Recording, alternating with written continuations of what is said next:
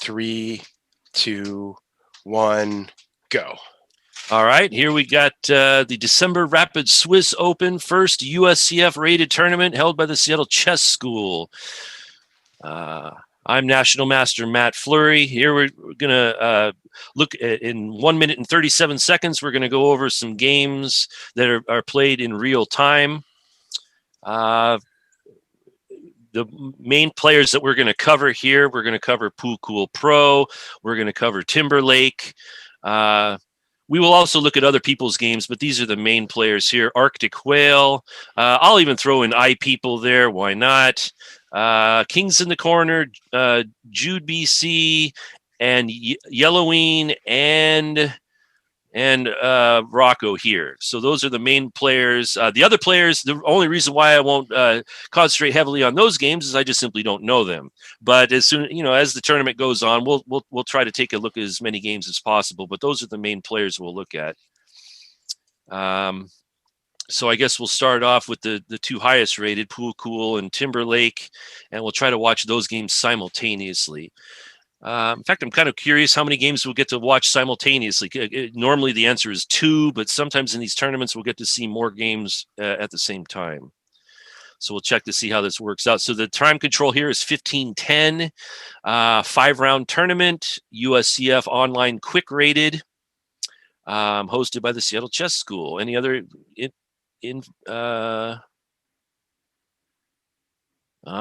at that. So my handle is now known. Well, that's okay. We can live with that. First place will receive a trophy in the mail. Okay, so we are playing for stuff, and we're off. All right, so okay, so I guess many games can be watched at once. We'll start off with Poo Cool. We'll go from here. Oh, look at this. And 2 of them have to play each other in the very first round. That seems hardly fair. Poo Cool versus Arctic Whale. And we'll pick Timberlake as well versus Jude. Okay, so we've got some Seattle Chess School players playing against each other right off the bat. All right, so the main game here is a Peart's defense. The person playing black here is a Peart's lover. He does it every time. On the second game here, we actually also have like a King's Indian attack with white, and black is actually playing a system that I like very much, although Bishop to D7 is not part of that system. And here we have a 4 pawns attack. This game here, we've seen this between both of these players several times. As you can see here, they've played each other 87 times. So they've reached this position quite a bit. D5. So this is one of the main lines. Taking is also possible. Possibly angling for bishop to B5 check. Here, black should actually castle, probably go for B5 themselves. This is something that happens all the time. Actually, let's just skip around since we've seen this many times. Let's go to Rocco here. Let's see, what has he done? So we have an Italian with this D3 move. Now, of course, the big favorite is knight to G5. Another big favorite is D4. D3 might turn out to be the strongest move. It just simply guards the pawn, releases the bishop, protects the other bishop, and solidifies the center. Bishop to E7. This is one of the main moves. The other one is bishop C5. Bishop E7 is playable. And here, I believe that somewhere around here, the A4 is the space-gaining move that white should play. However, we don't have this one. We have something more classical. Bishop to B3, D6, knight D5, take with a pin, unpinning, rook C1, knight A5, unpinning, C4, take, D5, E takes, bishop takes. And here we have the position. So we notice here that we started off with 15 minutes. Both players are playing extremely fast. Black's got the bishop pair here. Some got some splitties here. Isolated pawn here. Rook C1. Okay, so very interesting position. Of course, knight takes E5 was on. In fact, I'm kind of not certain why knight takes e5 wasn't played. Ooh, taking rook pawns with bishops. There's always a punishment to this when we can play b3 and trap this bishop. I'm not certain we can do this exactly in this position, but this is definitely worth considering. Also using some time to consider that. It probably would have been way safer to guard this pawn, maybe just f6, maybe just bishop d6, something like that. Here, white actually grabbed the pawn, so this has some threats. Knight c6. He does play knight c6, and Rocco goes for this. I mean, this was worth considering. Again, both players are playing extremely fast, so in these kind of things, anything can happen. Queen d7. So already same thing. b3 traps the bishop. As everybody knows, in the first match between Spassky and Fischer, Fischer took a rook pawn with the bishop. Nearly succeeded with it, but pretty much that was the signal that taking rook pawns with bishops is potentially really risky. Since these guys are playing really, really fast, let's go to somebody that is doing something else. Here we got kings in the corner versus let's move this piece. Let's go over here so we can see what's going on. A 2161 player. Okay, so this is a serious player. So again, we have the King's Indian attack. Bishop e7, reasonable move. So he's Black's basically playing it like a reverse normal King's Indian. Now, this is kings in the corner favorite setup with the connected knights, queen c2, and pawns here and here. He does this pretty much every time. He usually also throws in bishop g5 at some point and trades a bishop for a knight. This is one of his specialties. I'm not certain if this and this is actually, I mean, this is a good bishop, but he has had some success with this particular plan. And he did invent it, so, he's trying it out as much as possible. Okay, and then he slows down a4. So now we have kind of a board-wide fight, rook c8. So Black has got, a good coverage in the center and the queen side. He's got some stuff aiming over here. White has the same thing, although this knight might not be so well placed. But both sides are aiming in both directions, and there's a fight all over the board, which is perfectly reasonable and fun. So probably recycling this knight might be a good plan. How about knight here, knight here, knight here, knight here? This square on b5 is totally unguarded. So this takes 4 moves, but it improves the knight dramatically. This knight cannot go forward. This is how you can tell whether or not your knights are good or not. One of the bad parts about putting knights on f3 early in the game is that oftentimes your opponent will develop in such a way that the knight cannot go forward. And so this is why you see a lot of, positions where the knight gets developed to f3, but then it gets moved to somewhere at some point so that it gets out of the way of the f pawn, or it just simply can go to a better square. So we need maybe some retreating knight moves here. One thing we can depend on with kings in the corner is that he will use his time. This is extremely important. He does not play really, really fast. So we also have to watch out for d4 in many of these cases. So okay, so he's in the think tank there. That's perfectly fine. Let's go to Yelloween, see what she's up to. e4, e5. Okay, so here we have a kind of a secret opening here. I've taught this one, which is to play the Russian defense, and then when they capture, I know that all the rage is knight c6 and play the Stafford Gambit.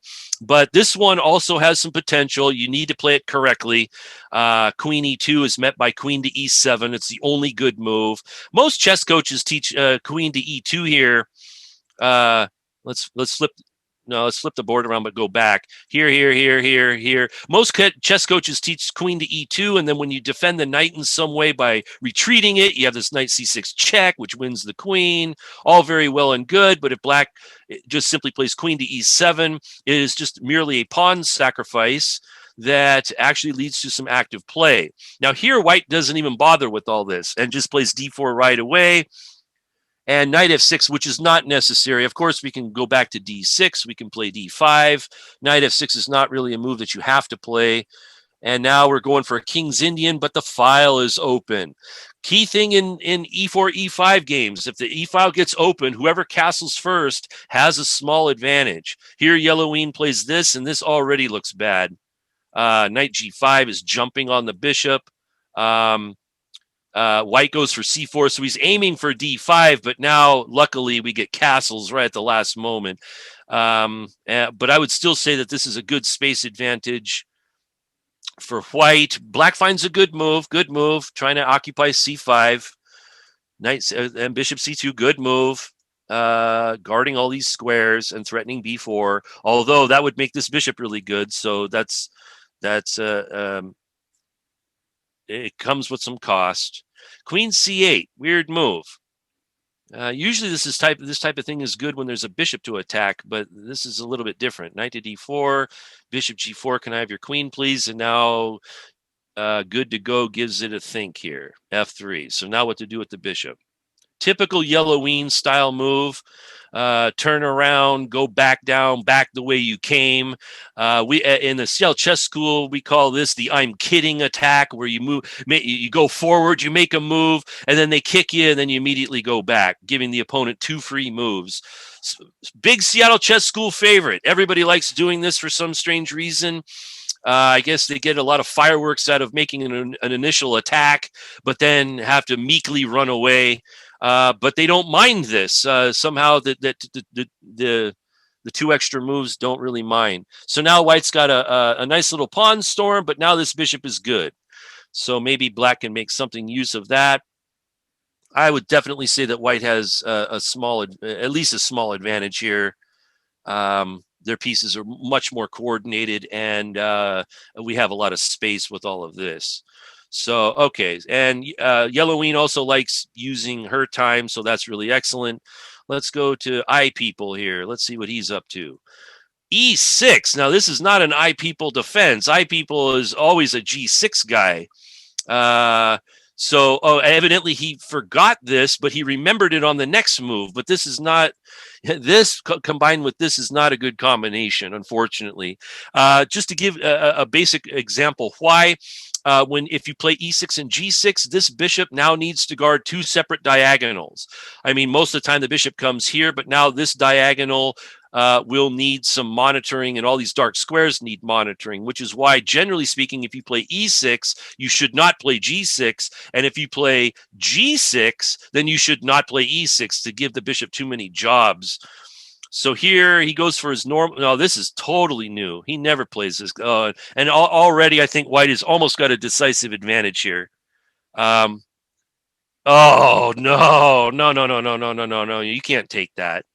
No, no, no, no. So here, this is the favorite bishop of all rat defensors. Once this gets exchanged by the knight, and plus, I mean, this, rook G8. No, unfortunately, this is not a defense. So yeah, White's doing awesome here. Maybe something like knight here, knight here, knight here. What does he go for? He goes for the pin, also trying to occupy F6. Check. Now suddenly, and this is the thing about iPeople, he is the luckiest chess player that I know of. If you think that you're a lucky chess player, you should watch iPeople's games. He takes losing positions and turns them into wins more than anybody I've seen in the last couple of years. And at least White is paying attention here and does not lose his bishop to the sideways tactic. So here, but this is still awful, but you know, he'll probably hang around. Already going for defense, castles. This is just looking beautiful. Look at this now. So what was that? The old World War I general Pétain. What was it? My left side is destroyed. My center is being overrun. My pieces are undeveloped. I attack, and he plays A5 with all the hopes in the world. But of course, this gives away the B5 square, so White immediately jumps into it, and I would say this is close to being resignable. B6, Queen F4, so targeting this, and now it's iPeople's turn. But Knight D6 is a problem, Knight C7 is a problem, developing normally is a problem, Pawn Storm is probably a problem. We'll spare eye people the carnage here. I suspect he's going to lose very quickly. So let's go to the whale here. All right, already we've gotten an exciting position. Oh, this is Pukul versus the whale. So Queen A5, that's slightly new. I think normally he castles there rather than Queen A5, so this is different. Queen here. So this move does not stop B5. Of course, the only move that stops B5 is A4. So this lets B5 go. So this is already a big giant threat. Queen F2. So he executes his threat, backs up, and then just starts plowing away. And now E4 falls. So yeah, white did. This is a good example when your opponents are going for a queenside pawn storm, especially this type of thing. I mean, this happens in Sicilians, it happens in Peart's defenses and Benoni's and Banco gambits. Whenever black is trying to do this, the most common way to stop it is just to play A4, and it slows down B5 considerably. Here, this one B5 got sped up considerably, and suddenly after this and this, black wins a pawn. Gets the bishop pair. These pawns are still remain. And so, yeah, winning the bishop pair, and this is probably already winning for black. Take, knight f3, knight d7, trying to go to some good squares for the knight. Castles. Notice that black is playing all kinds of great centralizing moves, but not castling. A lot of times, if you have play in the middle of the board, and you can make moves there that are useful, this is better than castling. So bishop to b7, this makes another useful move hitting the center. And then once he runs out of useful moves, now you can just castle, and he's got a perfectly formed position here. Knight d4, that looks kind of, knight c5 looks really good there. Oh, he missed knight c5. Knight c5 would have forked these two guys, and also overloaded the queen. The queen has to defend here and here. And of course, if knight to c5 and white takes, then black takes with the queen, pinning the knight, and double attacking d5. That should be game over. He missed it. I'd be kind of curious to see how much time he took on rook a c8. Although, wait a minute, knight c5, he might have had queen c3. Maybe. Although there's all kinds of different pins coming in two different directions. That looks poisonous. Rook a b1. He finally takes this pawn for free. Now he's 2 pawns up, but he loses this one. Oh no. And then this, oh no, skewer time. So we got every time is tactic time. Here hitting this, here skewering this, double attacking this. No. Okay, this at least hits the bishop, but this defends it. X-ray style. So we got tactics all over the place, but they're all in black's favor here. Okay, so black, that looks, yeah, that was too good. Okay, well, what happened to Timberlake? This game's already over somehow. Let's see what happened. Oh, I guess this game already happened. Okay, so let's take a look here. So this was this normal position. Yes, and here black played bishop to d7, which is not really a good system move. The system move here is queen c7, followed by b6, bishop to b7, and bishop e7. And then you have a choice of whether you want to castle big, or castle short, depending on what you feel like. Bishop d7 interrupts defense here. So I would expect an all-out assault on d5, capturing. Okay, so the d file gets opened. Bishop e7, bishop f4, so he's targeting this square already.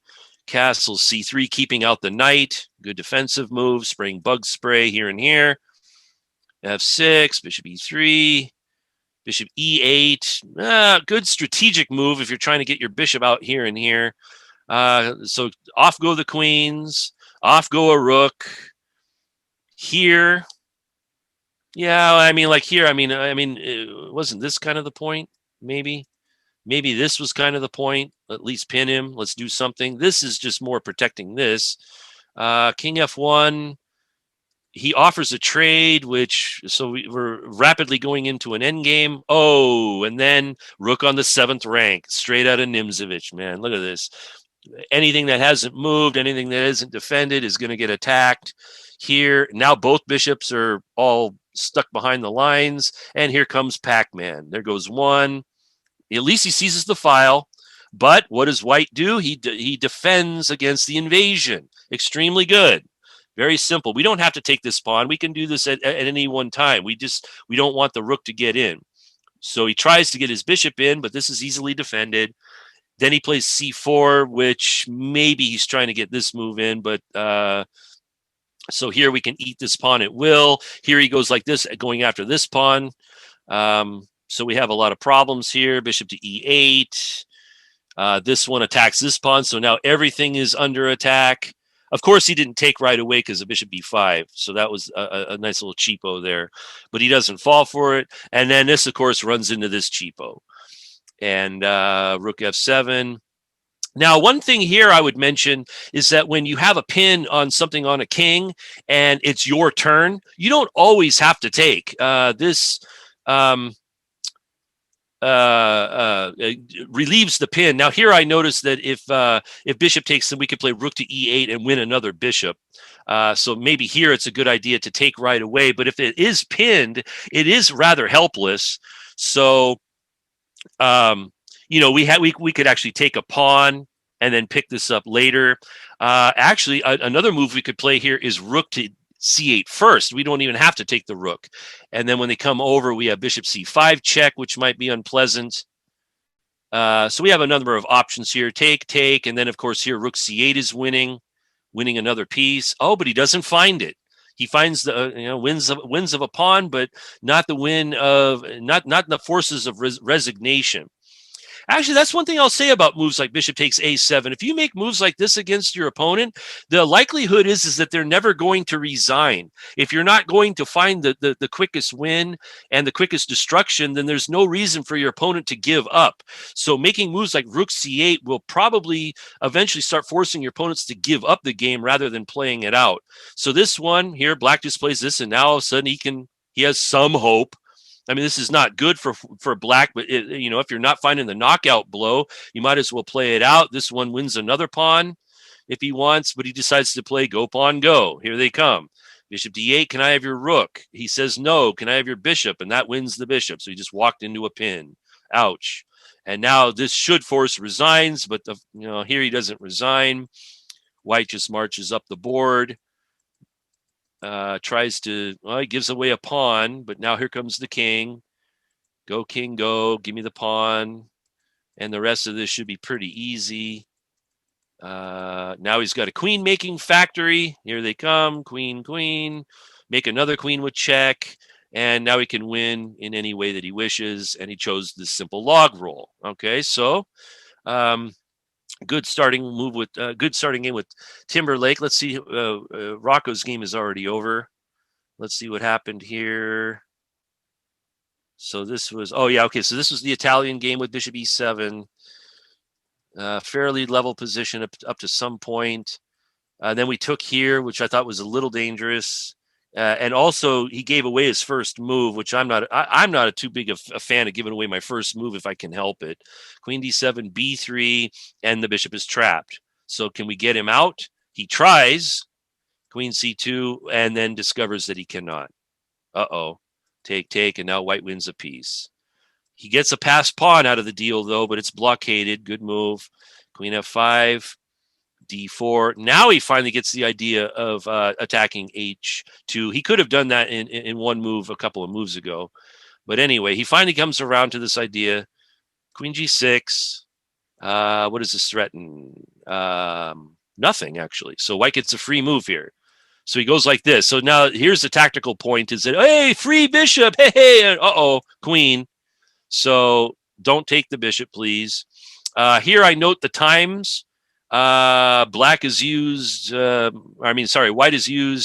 little more than a minute. Black is gaining time. He started off with 15 minutes, and after 25 moves, he's plus a minute.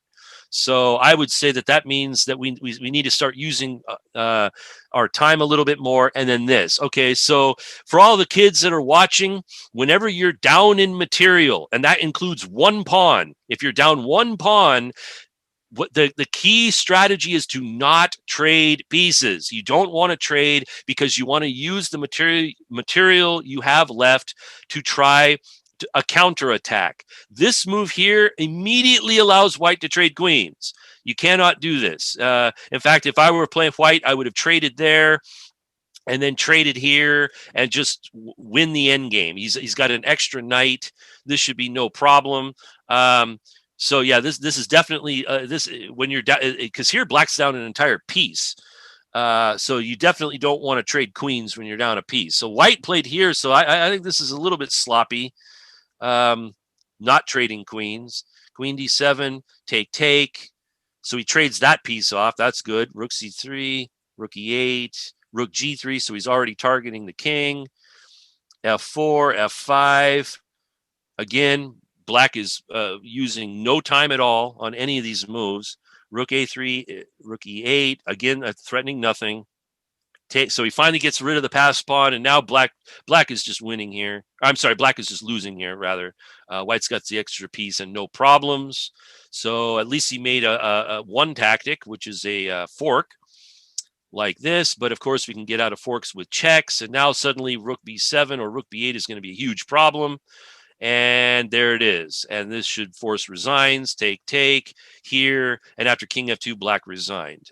There's really no hope here. As a matter of fact, again, with the idea of trading when you're up, queen a7 was also forcing resigns. Just simply get the queens off, and then black has nothing more to play for. And that's the end of that. Okay, so let's see. Who else? I don't want to forget anybody. So who else is on the team here? The whale, of course. Yelloween, of course. I people, and I guess that's about it. Oh, this game's already over. Okay, so let's take a look at this one. 9 3d5. Okay, so it was this one. So yeah, they had this really complicated middle game. White had some bad knights. d4. So this is one of the points.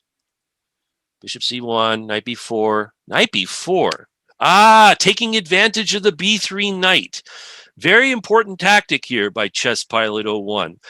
This is known as the distraction. So, of course, if we capture this guy, which is what he did, he does a disco on the queen, but it's also a distraction. So it's a distractico or a disco traction.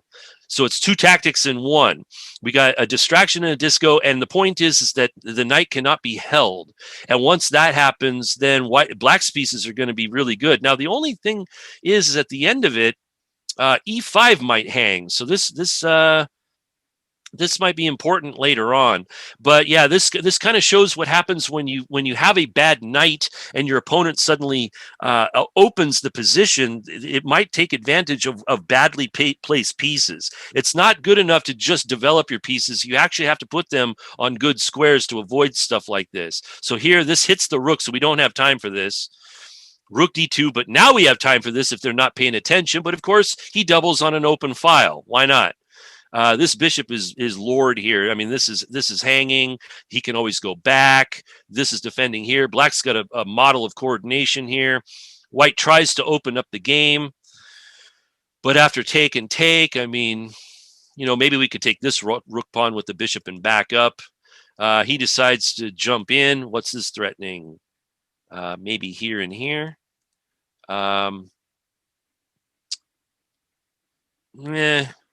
No real other threat there.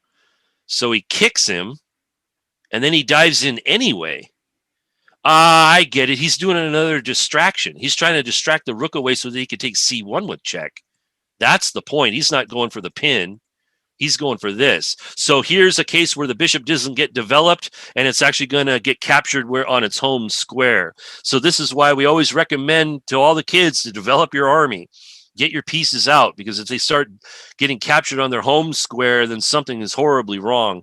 Take. And now, boy, I mean, bishop c5 is a humongous threat here, so we probably have to not play king f2. We probably have to play something. Actually, probably have to play rook e1. This is not pleasant, but because we're trading when we're down, which is what I just recommended that you not do. Let's see. So black's up a pawn, but this is a second pawn here. So basically, black's up 2 pawns here. So yeah, rook e1 is forced, but it's massively unpleasant. Rook takes, and then followed by bishop takes. That should be easy win.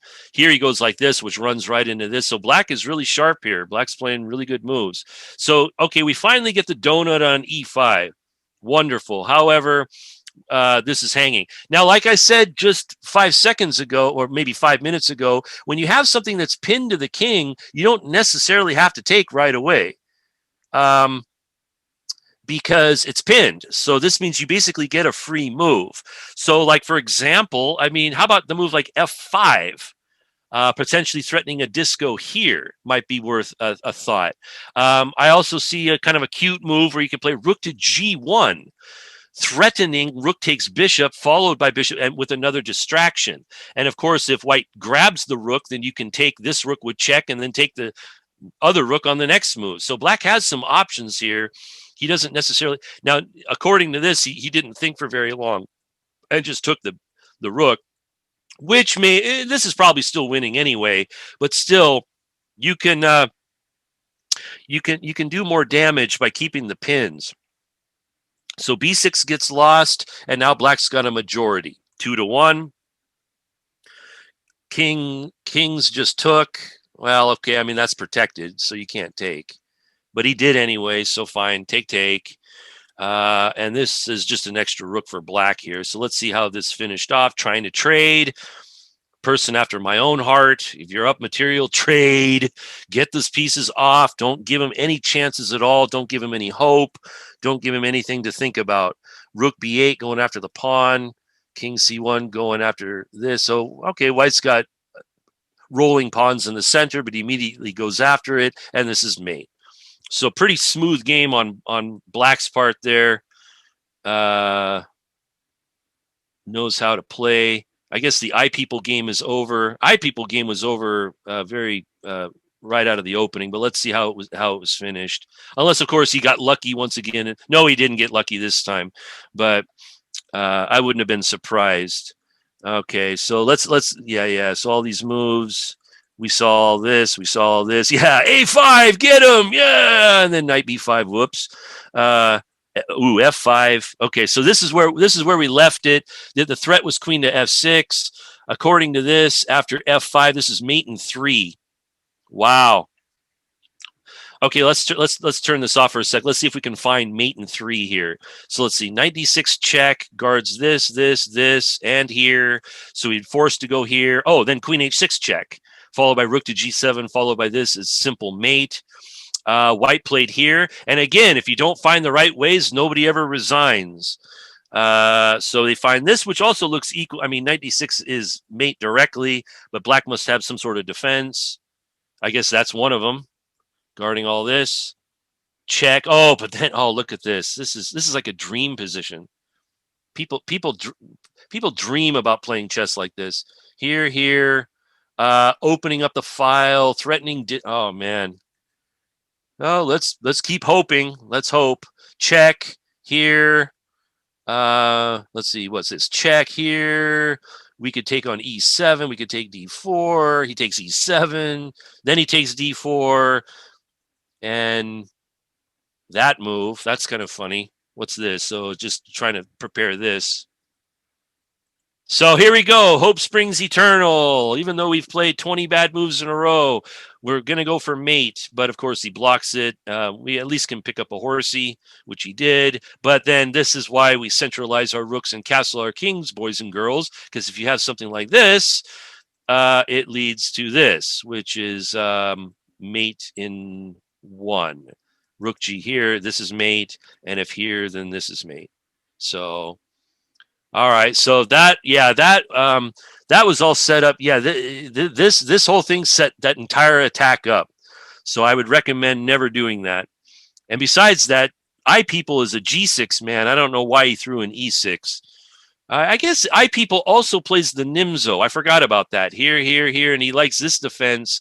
But when White changed up and went for E4. That's why for all you real Nimzo Indian players out there, this is the correct move against D4. It stops E4 first. Then if they play the Queen's Gambit, then you could play E6 in this, and now you're happy again. But you can't play the French and the rat at the same time.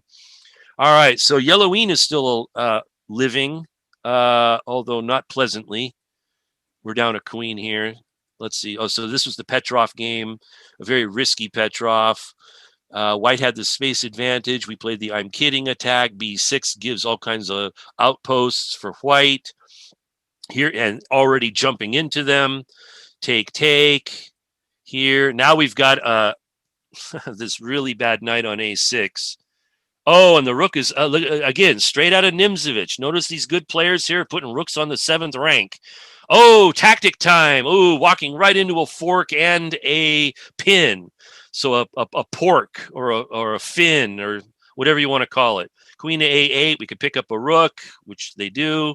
Take. Double on the file. Why not? Knight to B8. Okay, so trying to recycle here, hitting this. Oh, and it's another I'm kidding attack. I didn't mean to go here. I really wanted to be on A6, but now C7 should fall.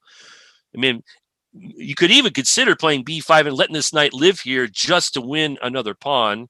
But of course, we don't do that. Oh, and the game got mated. Okay, so the game ended, not got mated. Let's see. So here, blah, blah, blah. Take. Winning the exchange. I'm kidding attack. Queen B8. Okay, now he goes for this. So, of course, now we get this beautiful square on C5, but the problem is that everything's falling. Take. So we can have one good knight, but when the rest of our army isn't there, what's one knight worth? So here, so again, another I'm kidding attack. I'm kidding. So just waiting around just to be mated, I guess. So this is a good move. Again, look at these guys. Look at these high-rated guys. As soon as they get big advantages, what do? They start trading. Look at this. I know this looks like an aggressive mating move, but all it's really trying to do is trade.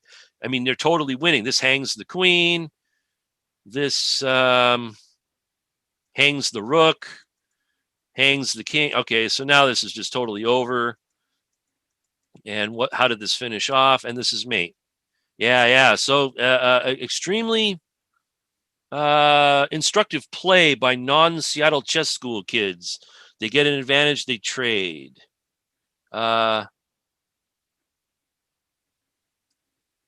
Okay, so yeah, we saw the end of the Pool Cool Whale game.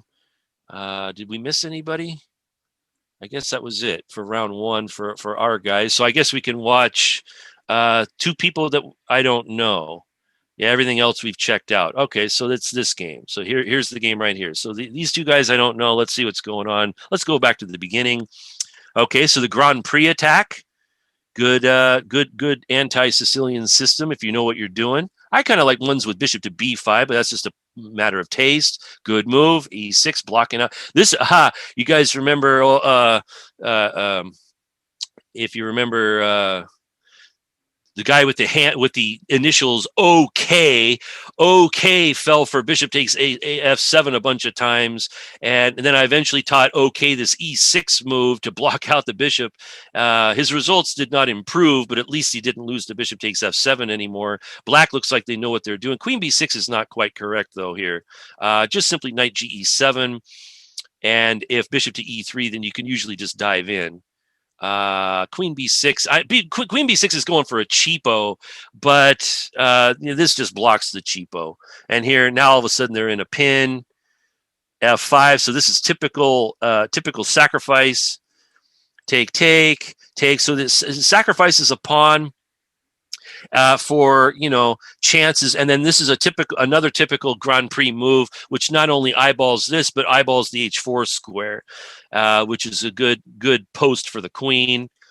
Going for A fork. Okay. Here. Wow, this is suddenly looking really good for white. Oh, look at this. Pig pile time.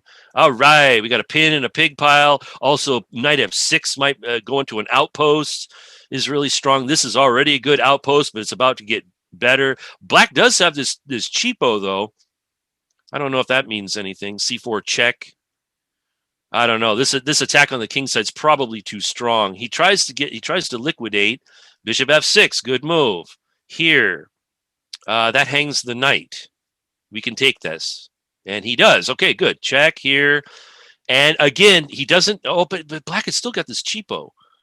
Oh, but if we take with the queen, good, good, good. So again, these guys, when they get an advantage, they trade stuff. Now, black should probably take this one and then play c4. So maybe he actually gets his piece back. And that's what happened. Okay, so they're both tactically alert here. This, king h1, take.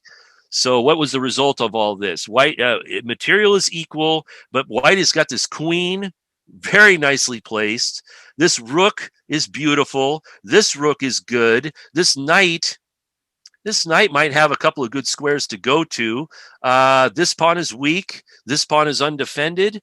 I would say that white actually played this reasonably well, even though being outrated here, and probably has a better position. Black's pieces are all kind of crowded. So I would say that white is at least better here. Queen c7, knight to d4. So this is threatening this, of course. So he backs off. And then white played h4. Well, what's the meaning of that? I mean, okay, I guess he's trying to do a can opener routine, but the can opener might be working the wrong direction here. We had nothing better than that. I don't know. That just looks kind of okay. I mean, maybe h5 is a threat. So he goes h5 himself. So it's an open question on who benefited from that, from these pushes over here. We'll see. So rook f3. So I guess he's angling for this. But now black gets an outpost. Okay, so suddenly now black is starting to crawl out of their problems a little bit. Rook fe8.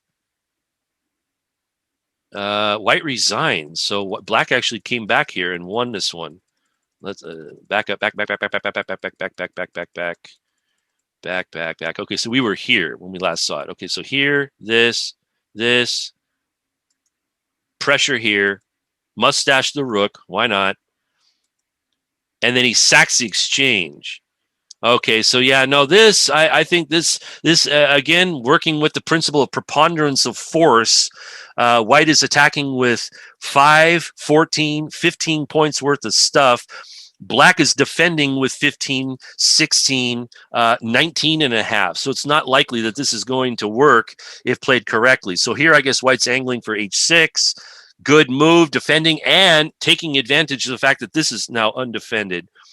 So queen f4, he decides to centralize, which is probably even better than going for the check. That's actually, I like this move. Centralizing queen moves. Here we go. Hitting, and hitting all at the same time. Does white have hg here though? Is this a move? Maybe white missed it. Maybe white missed an opportunity here. Let's go to that critical moment here. This castle. Whoa, castles was a blunder. Queen c7 was a blunder. H5. Actually, h5 was a blunder. How about that? Rook a7, and then sacking the exchange was a blunder according to the comp. But let's see. So here, queen e5 blunder. Really? This is a blunder. Centralizing the queen was a blunder. I guess if this and this is simple, then I guess, well, but then f7 falls. What's the point here? I don't get it. I kind of like queen to e5. Unless, but that was the thing, is I was wondering about this move. Can he throw this one in first? Can he also throw this one in first? Maybe f7 is falling. Anyway, so he took, and then they traded cues. So now black's just up an exchange after all this. Rook f5, check, here. I guess this is a mistake too, somehow. Going after pawns is now considered an error. Here, this rook's a little too close. Rook d7, king here. d5, rook f4. So he finally reforms himself. I guess this is a blunder. Why is this a blunder? Oh, I guess, I don't know. f6. Check is good, I guess. I don't know. This is starting to look real complicated here. Rook h6. Check. Here, check. And resigns. Interesting. So we had an interest. Okay. Oh, wow. Just in time to get to the next round here. Wow, that was quick. All right. Well, let's start with Timby this time. I said, let's start with Timby this time, shall we?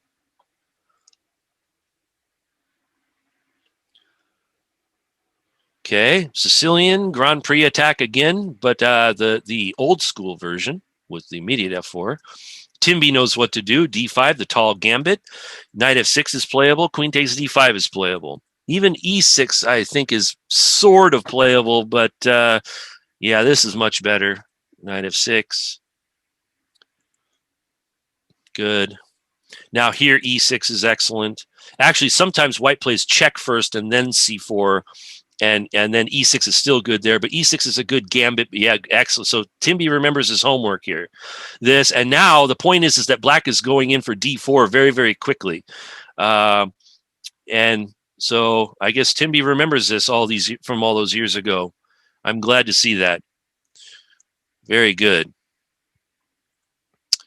Very, very good. Okay. So here on the little board, Rocco's got a typical English. This is his new favorite weapon. Oh no, Timby, you're supposed to castle long. You forgot about all this. Bishop d6 was actually a better pose, trying to hit on f4. So maybe he does remember this, followed by here, bombarding the d pawn. Also the d4 square. So this is basically, these two squares are black's counterplay in this line. Even though black is down a pawn, this is extremely good gambit. Look at this. And Jude is playing one of my favorite openings, which is this is the Najdorf Sicilian. So black knows what they're doing here. And out of all the I saw recently Fabiano play h4 against Duda, Grandmaster Duda, which evidently is the newest move in Najdorfian theory. Jude plays bishop c4, which is an old Bobby Fischer favorite. And I actually like this move too. In fact, when I used to play correspondence chess, I had a plan of playing bishop c4 against the Najdorf. And then if it wasn't going to work, then only then was I going to try out like bishop to g5 or bishop to e3 or queen to f3. Somewhat kind of queen f3 is kind of an obscure move, but I was going to eventually start trying out these other moves. But I had so much success with bishop to c4 that I actually never switched and only play this move against the Najdorf. Now here, Onated here needs to know some theory. This is, of course, the main move. And then, of course, we should back up. Let's see how much theory Jude BC knows here. No, that's, well, I suppose that's playable. This is a little different. Normally, white just backs up, consolidates the bishop, castles short, and then transfers the queen from f3 to g3. This is the line that Nigel Short popularized in the early 90s, and I still think that has a lot of juice to it and is very worth playing. Usually, bishop g5 is usually followed up with queen d2 and o-o-o, which is a little more aggressive, I suppose. So we'll see how this goes. Oh, look at this. People versus Kings in the corner. So we've got student versus student here. Yes, and Kings in the corner, his new favorite weapon is the h5, the Harry attack there, as Grandmaster Williams likes to call it. Or, go Harry, go, or whatever. Whoa. Actually, since there's more action on that board, let's take a look here. So this one was a case where Harry got accepted. Okay, so yeah, e5 in the Scandi isn't the greatest way to play. Kings in the corner goes into a French and plays, and like I said, he loves now exchanging a bishop for a knight. He loves doing this in all kinds of openings. The knight, and then h5, good move, and then people accepts the pawn, which of course looks extremely dangerous. Knight f5, queen f3, and here I believe black missed a win. Doesn't black just have this move? And white can resign. Threatens the bishop twice, and it will threaten the mate behind it. And unless like queen h4, bishop takes, king takes, g4. No, g4, queen h2. Yeah, queen h4 is just winning here. So yeah, this was a very poisonous pawn to take by people. Kings in the corner has been like mauling people with this kind of attack lately. Yeah, knight h4 hits the queen here. So that runs into this skewer, which kings in the corner finds. Is this meaningful though? Queen g3.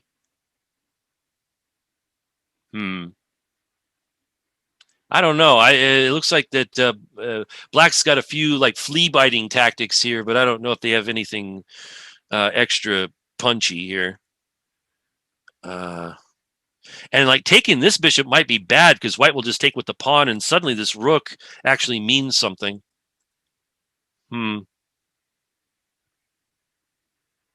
So I guess queen g3 is hard to find here. Oh no, okay. As I say that, he plays it. Very nice. Oh,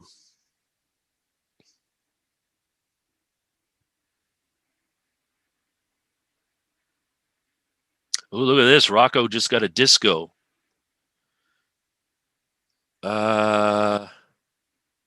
C4. Okay, so this means when we're talking about pawn chain chess, this means that this pawn chain will now remain here for quite some time after you play c4. It's true that black has their pawn chain of their own, but without any ability to attack the chain will remain, which means that white will always have a firm grip of the dark squares in the center of the board. I wonder if that means anything. Wow, something really interesting happened here in the game with Rocco. So, okay. So this got captured. So that was a horsey that got captured here. So yeah, what I saw was a couple of moves ago they had this position, and so we have what, equal material here? No, white's up a pawn, and black has just played d5. So this means that we could just run away with the knight and just be happy that we're an extra pawn. Rocco goes for some tactics. So he goes for a discovery and a hit here. Black takes a knight, white takes a rook, black takes another knight, white takes a pawn, and we have a double hit here, here, and here. Very impressive. Also, this is attacked. So this is going to work out in white's favor. So now black goes crazy. White takes. That's an interesting choice of capture because this bishop is participating in the attack, but this bishop isn't. But of course, I mean, normally we'd probably take this bishop. He takes this one. Again, I note Rocco's time. Rocco is thought for like 0 seconds on any move here, and we're already 19 moves into it. This is a desperado. Wow, we got desperados galore on both sides here. So probably saving the bishop. Again, he's not thinking on any turn here. He's playing really, really fast. And what's the result of this after you take here? White has extra pawn. So probably have to play queen h3 and guard this guy, which he did. But now f5 will cut off that protection, and then we'll have an equal end game. So all of that, yeah, that could have been calculated in a much different way. I don't like that move. What's this? So now white should come up with something. Maybe rook c1, maybe king f1 and rook e1. That might have been interesting. So now he has some difficulty guarding this one, so he probably has to play queen d6. But if you play fast, you miss all kinds of opportunities there. That's unfortunate. I don't know. I felt like white was winning there.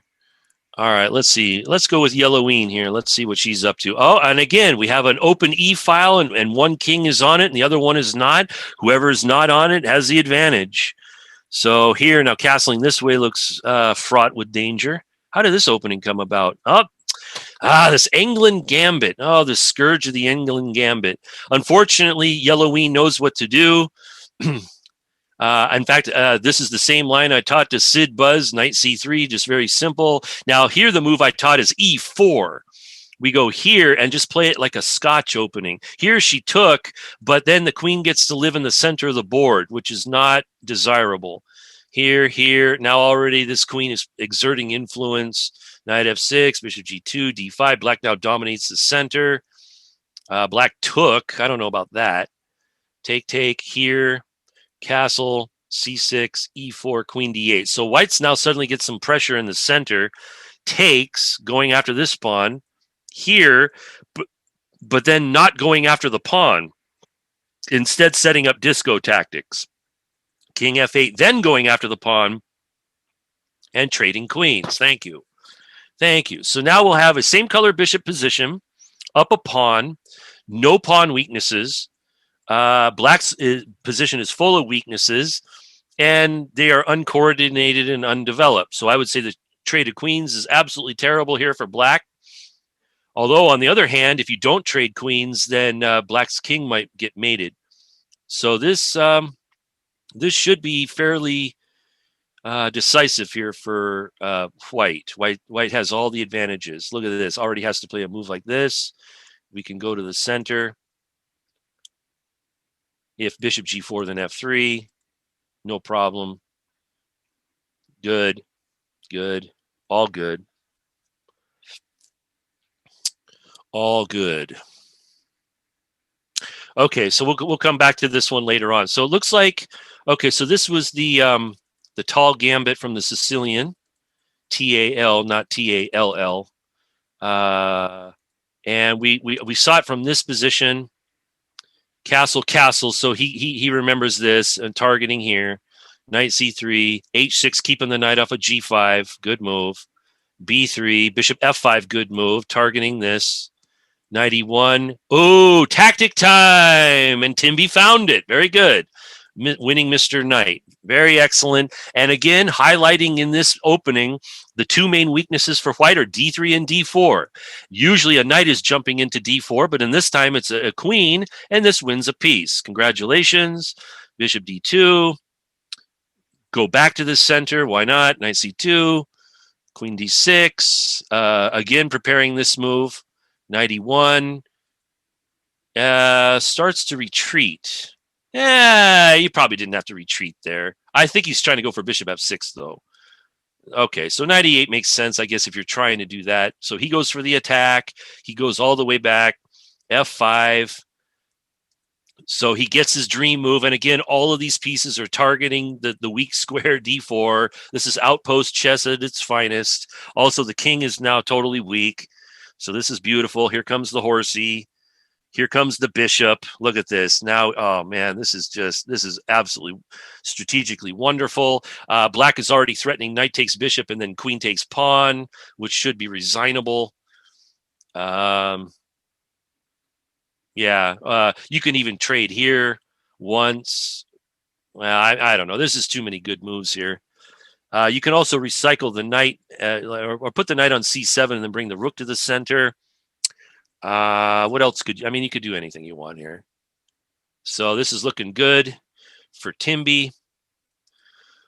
Good for Timby. And Rocco is now down a pawn in the endgame there. So it's starting to turn around. I note here he has 15 minutes and 13 seconds on his clock. So that means no move is confusing him. He's just playing really fast. Well, let's take a look at. Oh, this was the Najdorf game. So let's see how this proceeded. Bishop g5 here. Already wrong. If you're going to pin something, you might as well keep the pin until you get something useful. You should only do this type of move only if you have something tactically good or some wonderful follow-up. The correct move here is just to back up the bishop. He takes right away, and now this puts the queen on a beautiful square, so the queen is already centralized. He goes back here, which is already threatening b4 in many cases. No, I said you're threatening b4 in many cases. He didn't hear me. So after this, now this pawn's hanging if he wants it. He wants the horsey instead, and then he takes the pawn. So black's now got an extra pawn, 2 bishops, and a compact position. So I would judge this to be extremely good for black. Here you could trade off bishops or you can keep him. What would Polyugaevsky do here? Would Polyugaevsky, Lev Polyugaevsky, Russian grandmaster, great Najdorf player, would he keep the 2 bishops or would he capture here and destroy the pawns or would he exchange off the bishop? Hard to say. Maybe this is a little bit too loose because white can put something on the b file and immediately attack it. So it seems to me that if you're going to take anything, take the knight, give away the bishop pair again, but damage white's pawns irreparably and be a pawn up in an endgame where white's got splitties over here. He'll have splitties over here. He'll have doubles on the f file, which means he'll have good rooks, but nothing else. So let's see what Onated comes up with here. Or Ona Ted, probably Ona Ted. I don't know. We'll hang out here. Oh, he does. So he goes up for the bust up routine. Now here, of course, Jude should throw caution in the wind and take with the pawn and not trade queens. I think. Oh no! See this just gives him a bad end game. Yep, and look at this, Mr. 2074 immediately goes for it. All the good players go for good end games and the main reason why is they're not trying to be boring. They're just trying to give their opponent no chances of winning. You don't want to make things interesting for them. Also notice that Mr. Onated is using his time on the clock. He's got 5 minutes left. Chess is not that easy that you can just come up with moves in 2 seconds. That is for certain. Okay, so that looks I think that's pretty decisive. Yellowine now has a 2-pawn advantage, although black has got a nice chunk of pieces down here and trying to dominate f2. So we got to do something about that. This is a tactical move with a double attack. We also got passed pawns. How did we get into this thing? How did the rook? And look at this. We had rooks on the 7th rank.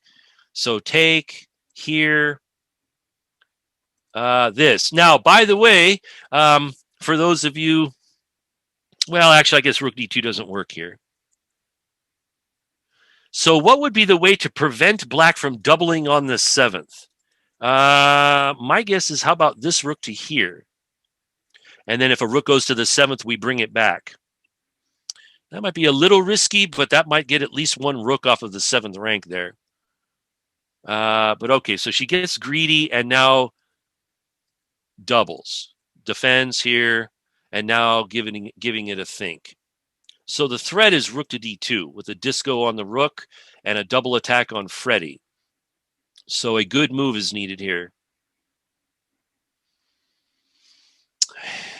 Okay, so she goes for the counterattack. But rook to d2 might win an exchange. White will get 3 pawns for the exchange. But black is still probably taking f2 here. So this is, again, doubling on the 7th rank. Notice that all these kids that are, or I assume they're kids, but all these people that have experience, they're putting rooks on the 7th rank. They're doubling on the 7th rank. And usually this is way too strong. Even though black's down 2 pawns, this is a huge attack here for black. Good move. Good move, disco powers, and then he's going to collapse on f2 here. So maybe white needs to do something tricky and take this with the bishop. The idea being if black gets greedy and take the rook, then we can play bishop to b3 check and get one of these rooks off the refreshment stand here. Now, see, now once king g6 happens, now everything's under attack. Black's down 3 pawns, but I believe black has got excellent counterplay here. Almost over excellent counterplay. In fact, maybe even winning counterplay. Man, let's see. Yeah, I mean, you could try f4, f5, but I think the king, I don't think the king's mated there.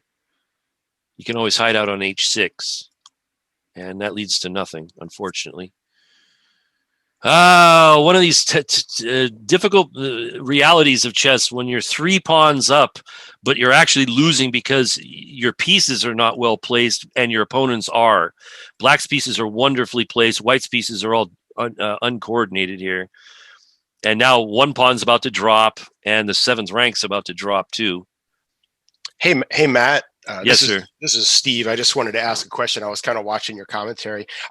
Was rook back to d7 any good there? And after bishop takes rook, maybe we have our own discovery on the rook on d2. So in this position, rook here. Yeah. Or was I missing something? No. After check, king to g6, then coming back and setting up for a counter discovery of your own. That's an interesting point. Okay, let's check f5. Okay, the only thing that I see there is that if you play rook to d7 and black takes, yeah, and you go for bishop to e4, discovered check, you actually can't take either piece without black just black. I guess black would win an exchange. Actually, that might, now that I think about that, might be okay. Rook to d7, bishop takes f1, bishop e4 check. And now he's got to put the king somewhere awkward where it's under further attack. Well, he could play f5. He could f5 do that. Yeah. And then if yellowing takes on the rook and takes here and then takes on f1, then e4 still hangs. Yeah, it might be a lot of complications, but I don't know if it's sound. Whoa, black played here. Oh, Rocco resigned. Yeah, Rocco, I thought, had a winning game there, but like I said, he's not taking any time at all in his game. So, and I've actually given up mentioning this to him because I've mentioned it to him at least 30 times. And in fact, he's actually done the exact opposite. He actually he plays even faster now. So evidently he gets some sort of joy out of that. I wouldn't. To me, the part of chess that makes it fun is actually including the brain into the proceedings. My brain likes it when I let it play chess. Calculate moves, look at the opponent's moves, decide on a plan, calculating, all this type of stuff. All this requires brain power. So black is doing some. Okay, so black went for a disco and is going for f2. So this is an interesting way to go about this. Bishop f5. Also, this rook is hanging. So the rook is way too close. We talked about this the other day. You put rooks too close and they don't defend themselves diagonally very well. And if the thing that's defending it is also being attacked, it turns out the rook is way too close. Way too close. So maybe now Steve's idea of, well, no, that's not good because of this. So maybe the only shot is to go here, go to e7. That's interesting because you can't take anything because of rook g7, rook here, and checkmate. No, actually, that's not even quite mate.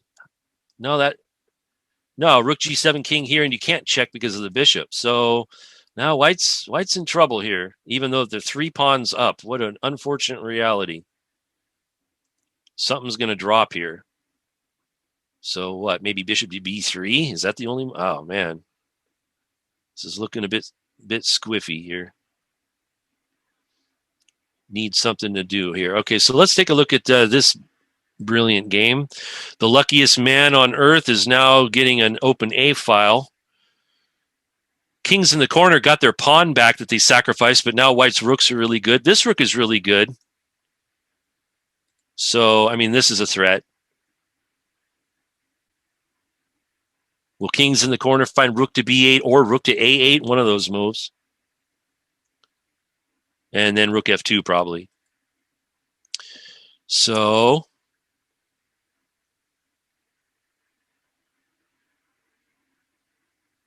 white's up a pawn after all that. So evidently that attack didn't quite work. That's too bad. Queen h4 was winning at once. Yeah, here, queen h4 wins. Move 11.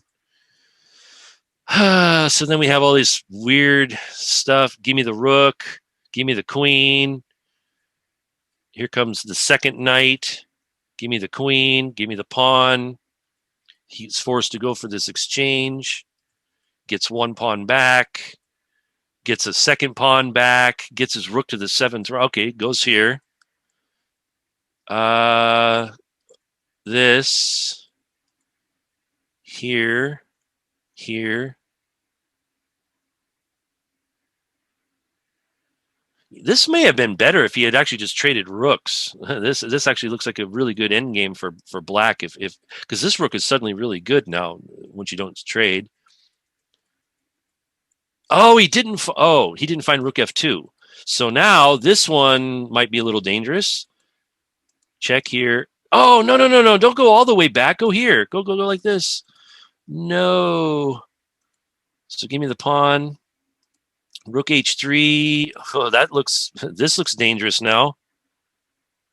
Looks dangerous. What is your twitch? I don't have a twitch. I don't twitch, man. Oh, we look at are this. thinking about getting a twitch. Yeah, we're thinking about it. It's an idea that we're floating out there. I see. So he exchanges.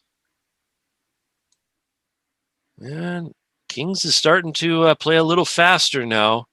That's sometimes a bad sign. No, well, if you're going to go there, you might as well go there. What's the point of going back? It's the I'm kidding attack, and I'm telling you, it's the major disease of all the Seattle chess school kids. They love to just suddenly, out of nowhere, give away two tempi. Oh no, he allowed the. Oh jeez, yeah, no, this is okay. This is over. People wins. He gets lucky once again. Once again. Nothing but luck. All right, so what's this? So black in this game, Onated kept his pawn advantage and traded down into this endgame where he's got a beautiful outposted knight. He's got one extra pawn. This is already guarded, so he can bring in his king. He's using his time. This is kind of chess I like. I like this guy. Even if he's an adult, I like the way that he's playing here. He's playing it exactly how you should. Get an advantage, win a pawn, trade off all the dangerous pieces, win the end game. Use your time. Think.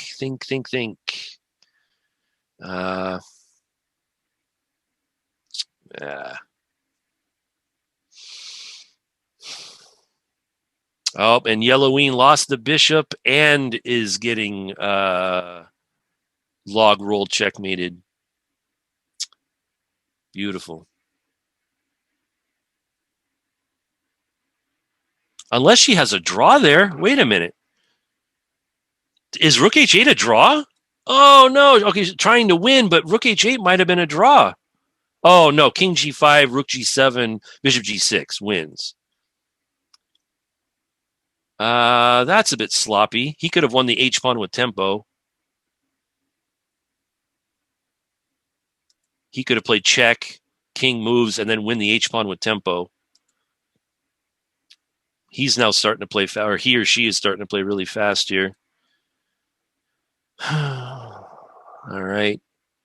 Let's see if Jude is defending. No, he got h3 taken. Now black is just grinding away, winning very simply. Yeah, this is a passer.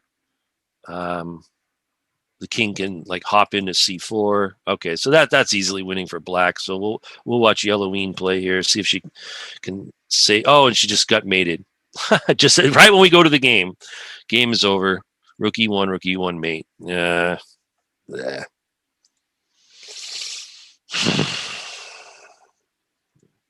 3 pawns up, but with a difficult position. So here we have some games going here. What was this? Absent. Oh, Matt, unfortunately, a couple of our players had another tournament. They were double booked, so they had to leave after the first round. But you know what? Maybe we should take a minute and check out some of the games of our guests, because it looks like they've got some interesting games going on here. All right. We won't look at this one. Let's 2165. Okay, let's go to this one first. The high-rated guy, Sagittarius. So here it looks like he's got 2 extra pawns and a queen and pawn endgame. Usually in this type of thing, the only thing that matter are passed pawns. Both of them have passed pawns, and they're actually at the same distance. So this means that both sides are going to queen really fast. Also, the safety and the activity of the king matters. I would say that white's king is safe but inactive. Black's king is unsafe but active. So that might be a tactical factor. So here, if I were playing white, I would seriously consider this move, which not only threatens here, but it helps the pawn promote. Let's see what Ram Legend comes up with here. Against Sagittarius. Let's see. Did Jude hold that one? No, Jude's getting absorbed. Okay, so queen there. That is stopping this pawn, but it's not making any threat. So now suddenly black has probably got the initiative here.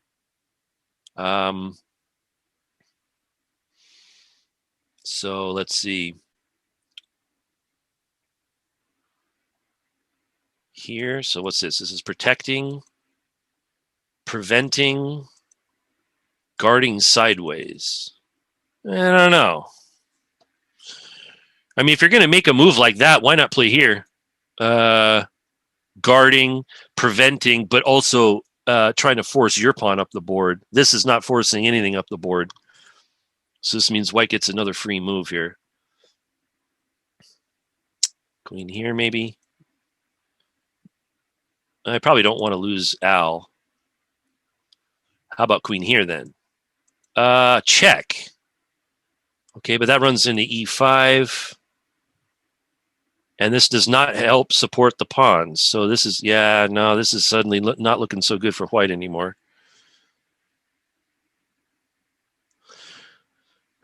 Black could even start pushing Charlie down the board and just trade Charlie for Al, and he'll still have 2 pawns up in a queen and pawn endgame. But there his king is active and relatively safe, so I would judge that to be extremely good for black. And he's got passed pawns galore. All 3 of these guys are passers. So now Ram Legend, yeah, and here C2 I think comes into under consideration. Yeah, he finds it. Yay! Very good. Very good, Sag.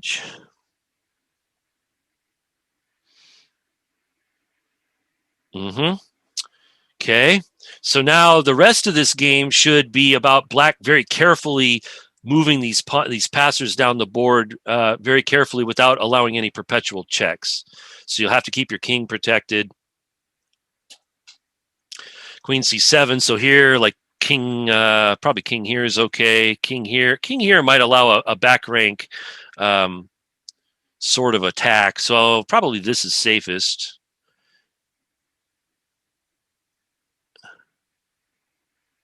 Yeah, this allows here though, and he could come around.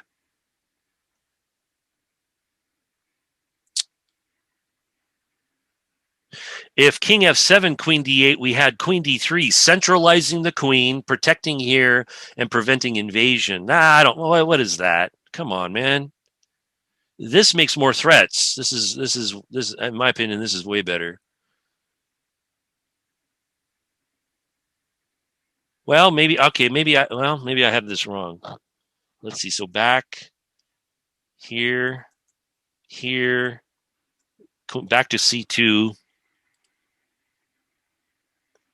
Well, you might as well repeat the position, see what happens.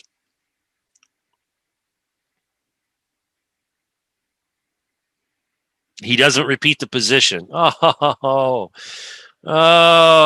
yeah. Now all of a sudden,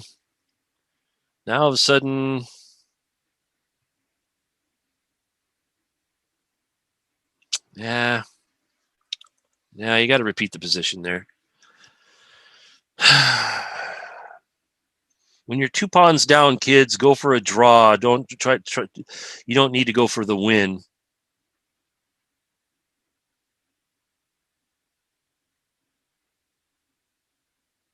Draw is better than losing. All right, let's see if there's any other games going on here. Here's one. Chess Pilot. We saw his skill in the first game, and he's a Rui player. He plays my line, but except I actually like to take here one move earlier. So this looks like a reasonable plan. Trade queens? No, he doesn't trade queens. Here. So his opponent is is keeping things together. White sacks his pawn, and black is defending really well.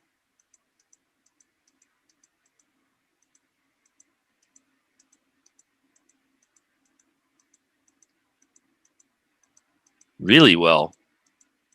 And now trying to trade queens. Oh, he got a tactic on him. Wow. Whoops.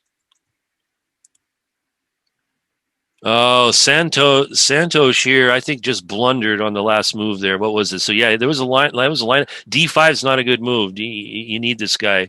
So probably needs to play Rook G7 and protect the king.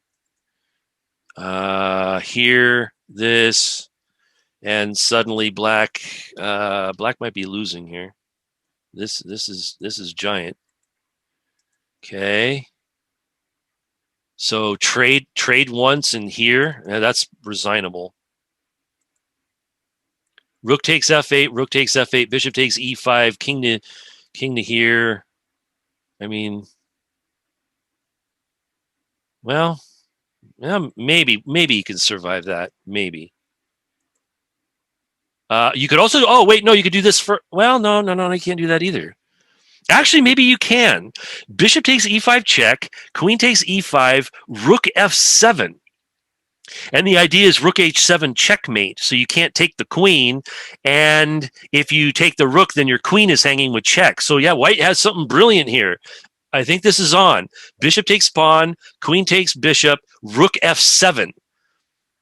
And I think that wins in a very pretty way. Let's see if Chess Pilot played really well against kings in the corner in the first game. Let's see his stuff now.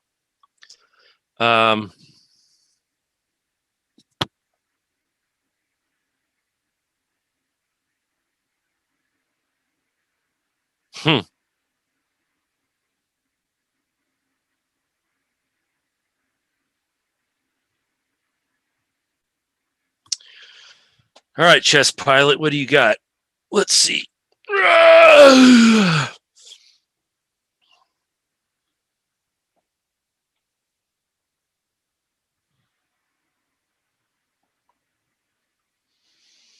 What do you got, man? What do you got? I like how he's thinking, though.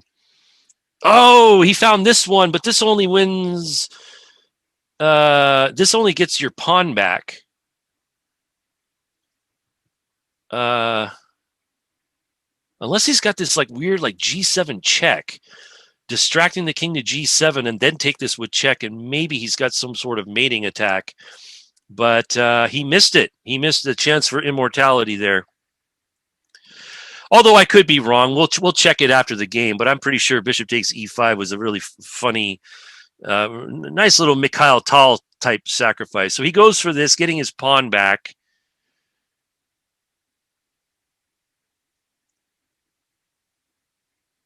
But I don't know. Now all of a sudden, I mean, yeah. So he goes for this. Yeah. I don't know. Rook f5. So he's got this double agent pawn on g7. Yeah, I don't know. I think white's starting to run out of juice here if black just plays this calmly. So this move backs it up. Queen, no, maybe not queen e2.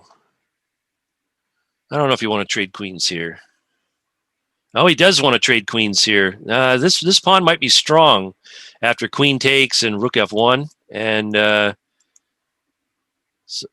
he hung his queen, dude. Come on, man. Oh, so he went from brilliant to that in a matter of seconds. That's too bad because he actually was giving it a think. He was using his time. Let's go back to the critical position here. I want this one. I want no. On this position. It's this position. I want bishop takes e5. What does it say, Mr. Fish? Come on, be there. Bishop takes e5 is the number 5 move. That's too bad. Oh, now it doesn't even make the top 5. White is winning here, though. But the move I wanted was this. Take, and then here. What's this? Now this wins. It's +7. So I wasn't wrong. That's good. Okay, so my brain still works. Excellent. All right, so that's good. That's good to know. All right, well. Oh, okay, so then we have this beautiful ending. I love queen endings. I love endings of all kinds. Oh, has white set up a perp, or has black got to go out into space? This is a case where black probably needs to walk. Now, this is a blunder. You don't want to go there because the queen f5 mate. So here white should give it a think here. One of these checks is better than another. This check even makes more sense, preventing the king from going here.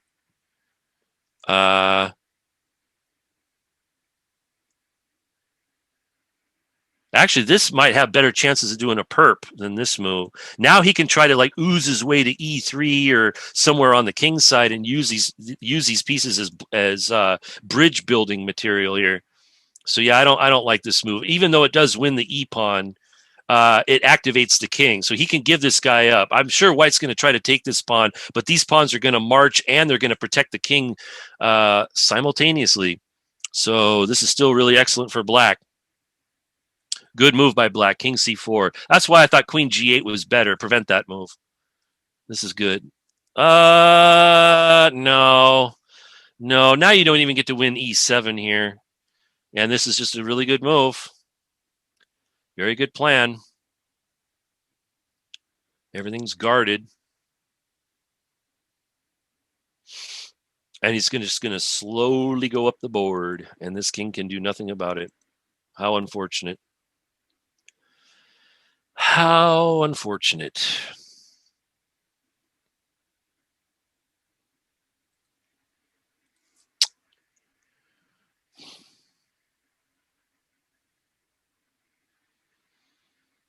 All right. So, I mean, white can start. Okay. So a non-check move. So this means black gets a free move here.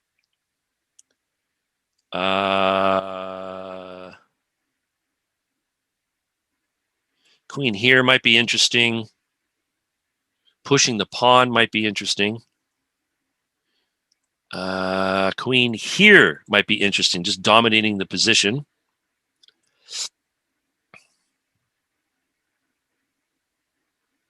I kind of like this one most because it gives both pieces maximum flexibility. And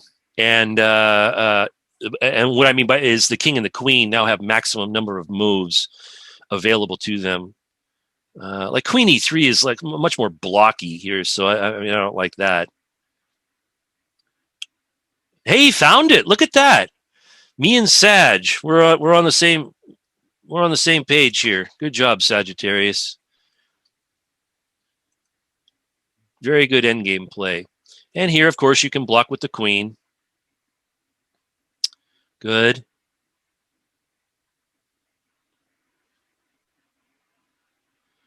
Sometimes this takes a little bit of slowness, but slow and steady wins the race. King E3 is good. And you can even hide out on F2 in some cases, although you might have to watch out for Queen G1 check. Oh, no, blunder. No, no. All right. Now this is okay. Well, I mean, okay. So I guess not everybody's a wonderful endgame player. So now White should go for a checking routine. Yeah. Check, check, check, check, check, check, check. Doo-dah, doo-dah. Oh, man.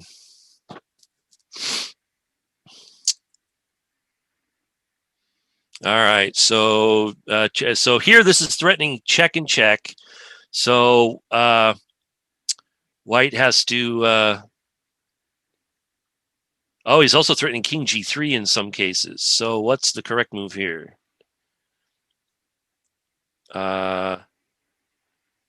Maybe King H2 is the correct move. Because Black's king is now once that happens, now this is a big threat. So I don't know if this is what White wanted out of life. So he has to guard the back rank. That's forced. So he's probably got to play like Queen D1 or something. Queen B1, something. He has to guard the back rank. So that's forced. All right. Yeah, maybe he had needed to have King H2 to block out King G3. This is actually a very powerful attack. E5.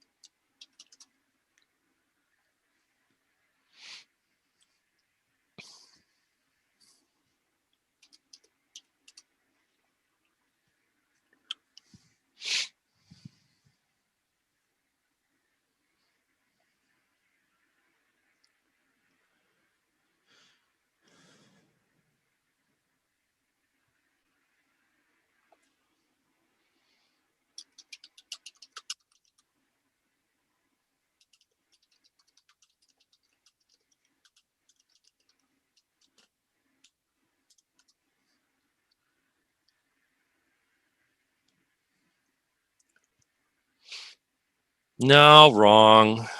Wrong, wrong, wrong.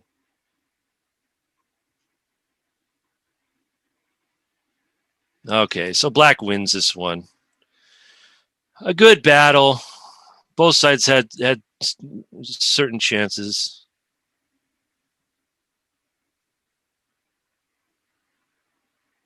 So, oh, I didn't see the end of the Timby game here. How did that finish off? So he wins his piece. He puts all his pieces on beautiful squares. He collapsed on D3, as we talked about. He took this and he collapsed on D2 and resigns. And he won that game in 24 moves. So a perfect example of homework. Oh, look at this. And Mr. Ram Legend is hoping for a stalemate. Now, judging by the fact that Black has actually played this game at an extremely high level, that should be the clue that stalemate is not going to it's not going to happen. So yeah, we got to look at reality here. All right. I will be right back.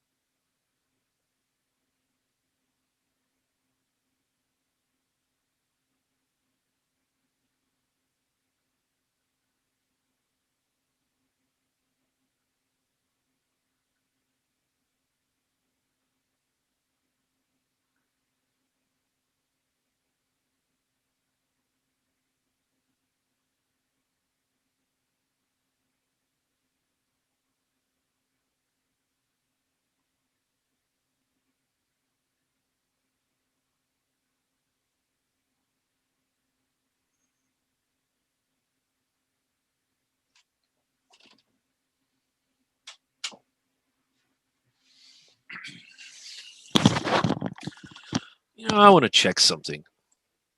Was iPeople really losing that quick? Let's take a look. Bing, bing, bing, bing, bing, bing, bing, bing, bing, bing, bing. H5, and he takes his pawn unbelievably. And then I was suggesting, was it Queen H4 here? Let's check with the miracle of digital video, shall we? Queen H4. Look at that. I was right again. Queen H4. And that should give some sort of decisive advantage there.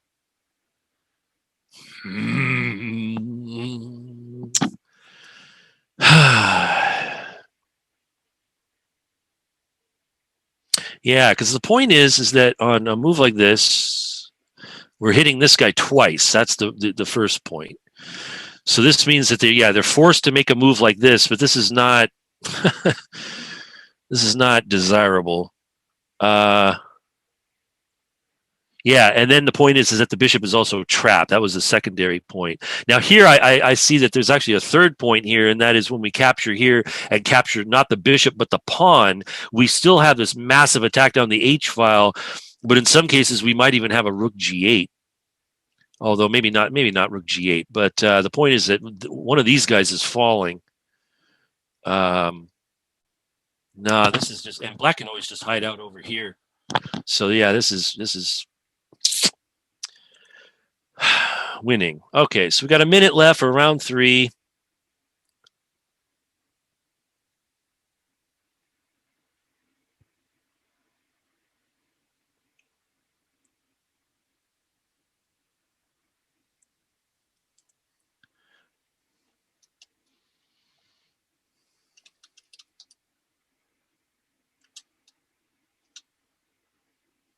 Yeah, forget it.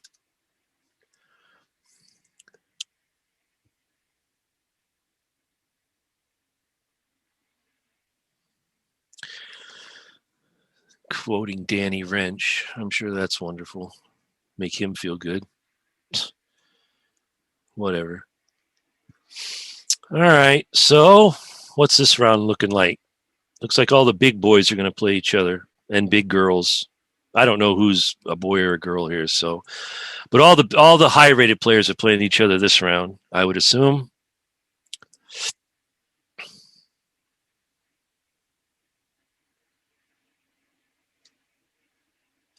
Wait a minute.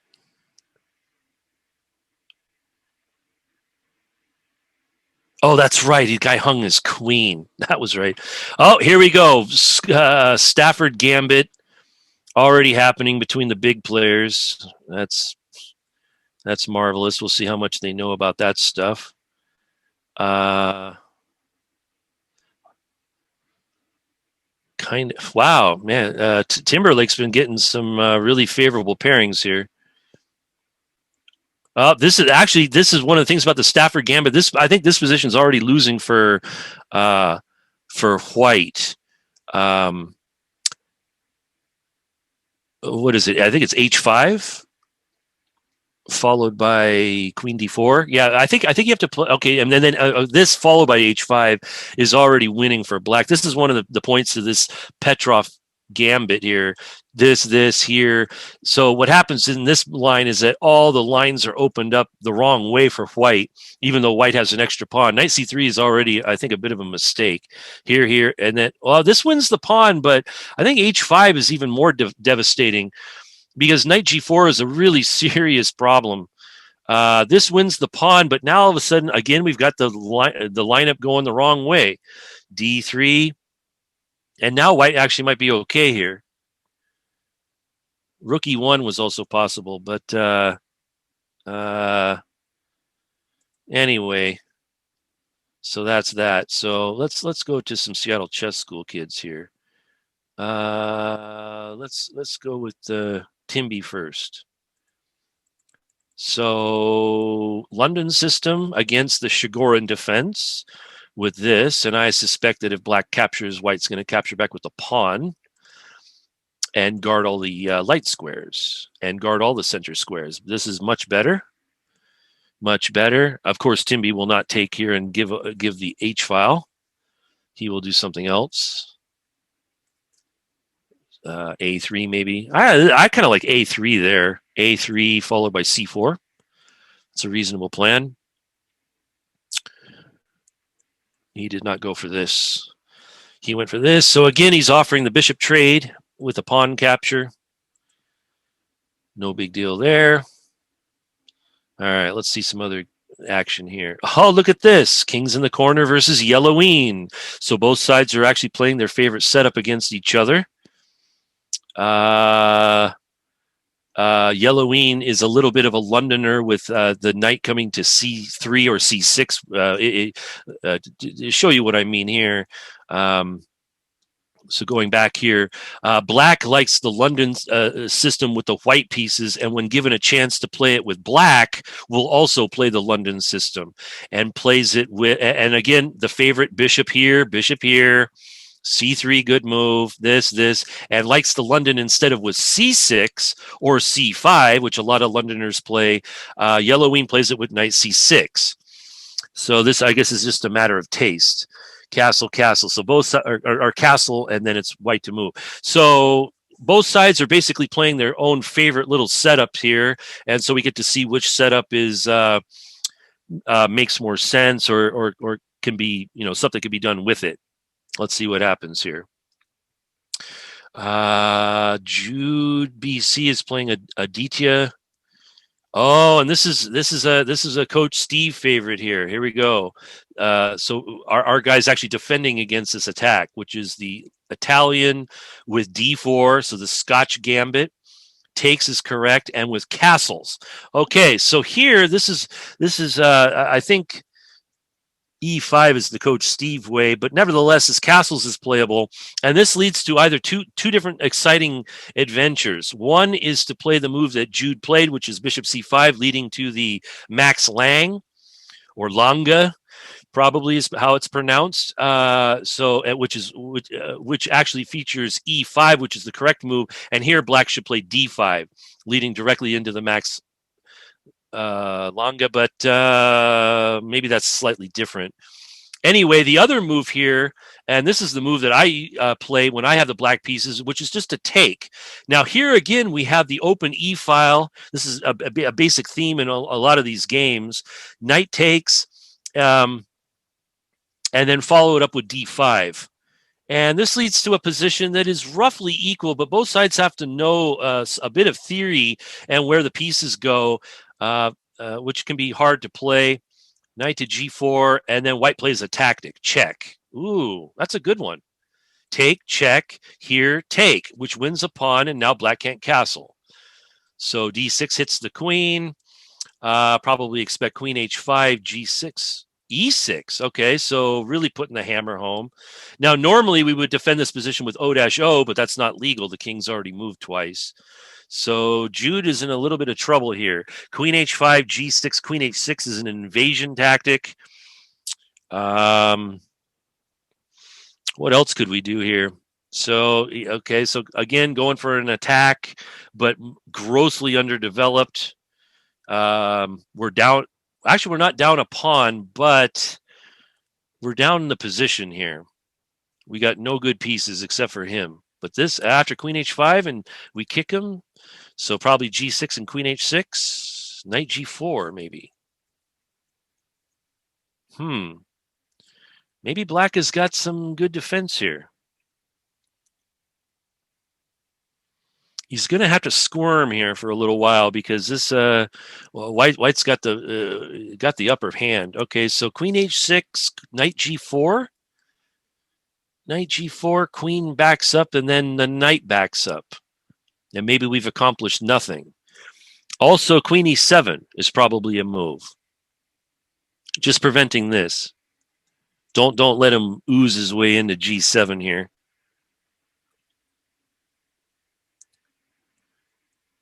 Queen E7, good move, because that also double attacks this. If he could get rid of that pawn and then hide out his king on D7, remember he can't castle. If he can play bishop takes followed by king to D7, he's probably okay there. And then he can get his other rook out and then just keep playing chess. So Queen E7, good. When he needed a good move, he just got it.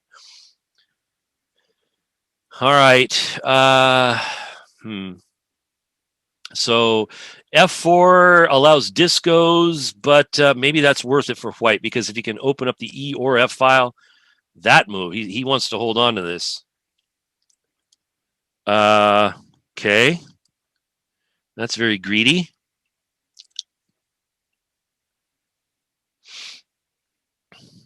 So H6 doesn't do anything because the knight's this is pin.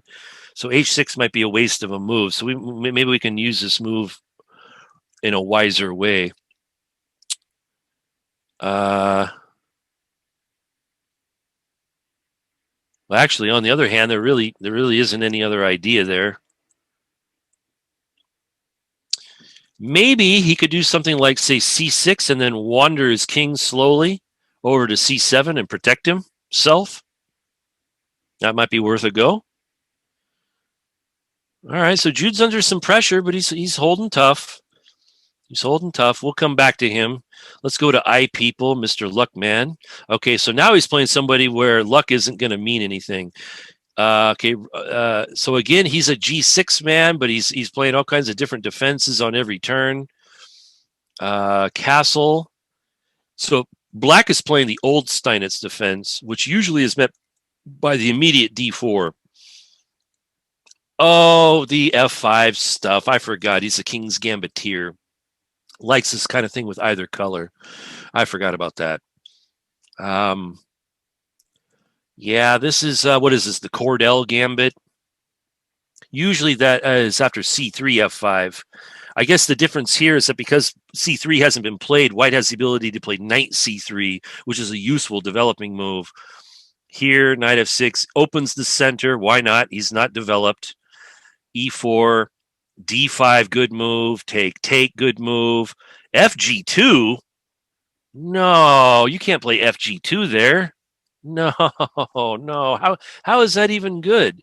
I mean, first of all, white again could once again take advantage of the wide open E file. I know I've said it 17 times. Here's number 18. When the E file is wide open, castle, get your king protected. It is not good to be on an open freeway. This, on the other hand, wins at least a rook. So this is, oh, yuck. Okay, so then he saves his rook first, then he makes a queen. Good. Here, then he trades. As usual, you get the advantage. You start trading, get the pieces off, pig pile on the weak bishop, knight here. Okay, so that actually threatens knight F3. And suddenly that looks good. What the heck? So wait a minute. Maybe bishop G5 wasn't the move here.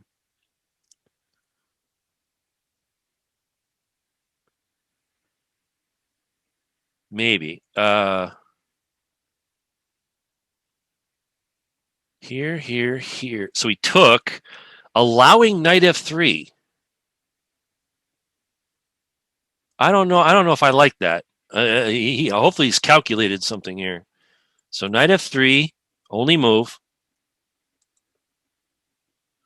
Man, I People in his luck. That's all he relies on, is just aggression and luck. If he could just block out both of those, he would have to come up with a brand new way to play chess. There's no other way. Probably white's already thinking about taking and hiding out on G3. That's probably his plan here. Although Queen G2 is looking, man, I don't know. I think I People is winning here. King G2 is only move. Knight takes rook is double check.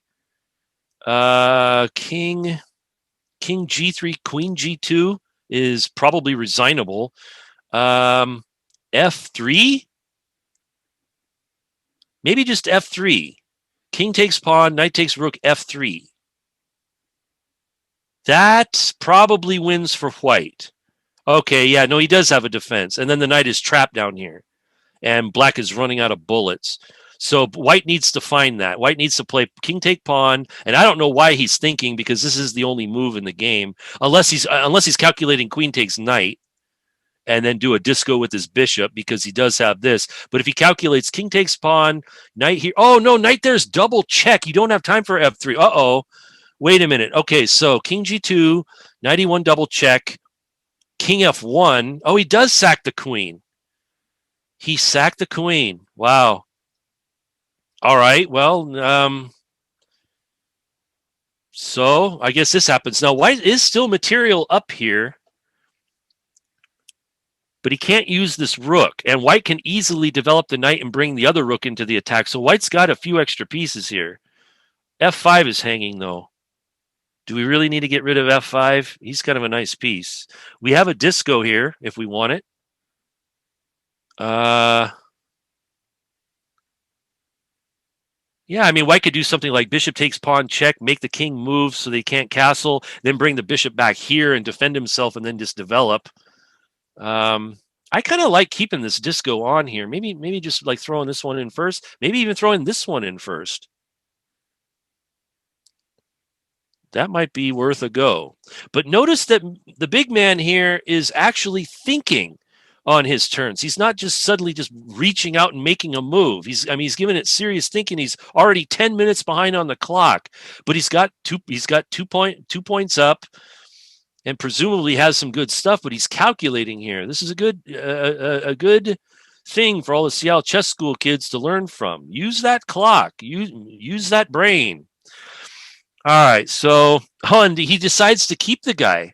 I think this is a very good decision. This F pawn was valuable. And of course, here if he captures, then this is a disco picking up the rook, and then he's got 97 pieces for the queen there. So that's an easy win. He's also threatening FG. So this looks really good for white in spite of his lack of queen. So he knows something about queen sacks there. All right. So probably good move. This wins a tempo on the rook, but then rook to e8 maybe. Maybe we could do that. Pawn takes pawn, rook to e8, and then again develop the knight somewhere. And then he can't capture on e7 when you're queening at some point.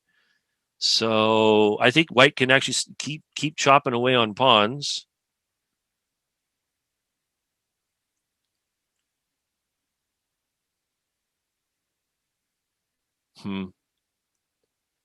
And I notice here that iPeople has used almost no time on his clock. He's even got plus time, more than he started with. All right, let's check out my man Timberlake and his endgame technique. So here, against a 1700 player, he decides to go in for a pawn ending, where it's equal number of pawns, but he has this slight little weakness here.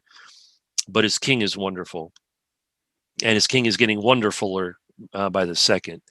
So of course the idea is to just jump right in. So he's got to block that. Okay, so now c5 might be a thing. So probably b4. Some sort of minority attack in an endgame.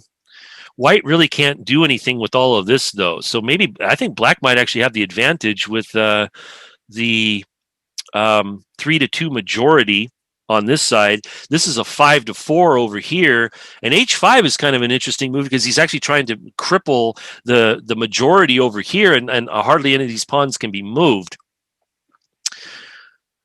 So, but he does try to move them.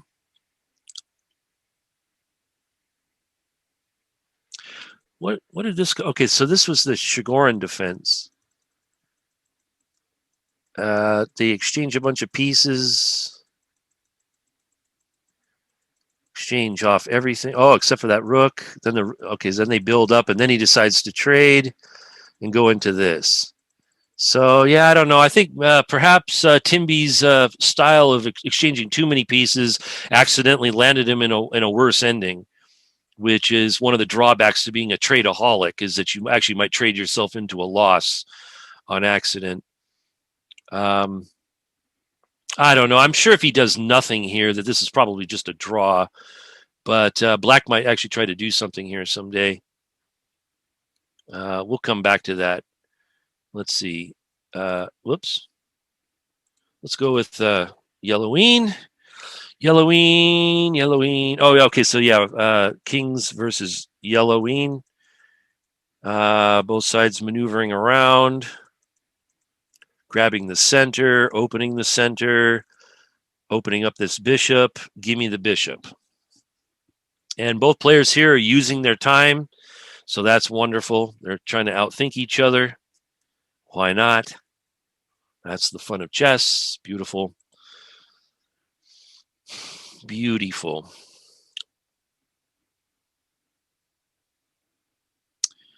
All right, here, let's go back to the excitement over here. Let's see. Okay, so F6 got played, and he did find FG. Nice little in-between move. Rook to E8. Good developing move. Queen at E5. And then white got extremely greedy and now wants to hold on to Gary forever. This, of course, like queen takes D2, rook takes E8 is the point. So that if king takes, then we can queen. So, however, if he throws in rook takes rook, I was just wondering, can he now not win the knight? Oh my goodness. Is he getting lucky again? This is absurd. It really is. Actually, was there a way that we could have gotten out of all this way back here? Let's like here. In this position, wasn't he up a lot of material? So what happens if he just sacked? He was up a piece if he had just sacked. Yeah, he just sacked the rook for the knight. You could even trade bishops, and then the king's caught in the corner, and white's up a whole knight there. Oh, so that was the thing, is that he didn't give the material back. He just started giving more material. Now all of a sudden this happens, and nated doesn't look so good anymore.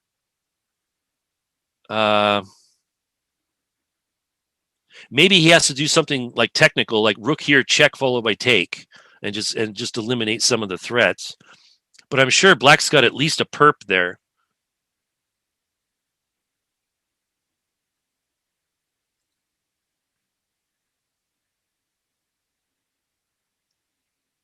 This is too slow, but if he could get that, that's mate. But he takes that one?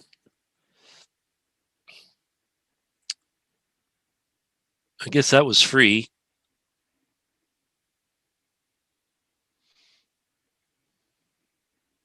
If I were black, I would seriously consider this move because it threatens mate.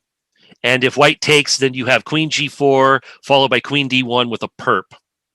So if he thinks that he's losing here, he has an immediate draw with queen to E2. People, though, is made of sterner stuff, so I'm sure he's going to try to win this game. But I just wanted to point out that sometimes if you're in difficulties, going for draws is easier than going for wins, and black has an immediate draw. Let's see what people goes for here. Does he go for the win? And this game's starting to look more exciting. C5's already a big threat. Actually, that's starting to look a little better for white there, for kings in the corner. Let's see what Timby's up to. Timby actually decided to do something with this king and pawn endgame. But I think he's going to be in Zugzwang very soon. I think he just lost, actually. G6, good move. And now it's white's turn, and white's already in Zug. Zugzwang. Zugzwang, if you've never heard of Zugzwang, Zugzwang is the type of thing where it's your move, but every move you make actually hurts you. So if white plays A4, he takes, and that hurts him. If he plays G4, that takes, and that hurts him. If he moves his king away, that loses C5, that hurts him. None of these guys can move. This, and this all can't move. So you're just down to the A pawn, the G pawn, or the king, and all of these, any movement by any of those pieces loses immediately. So white is in Zugzwang here.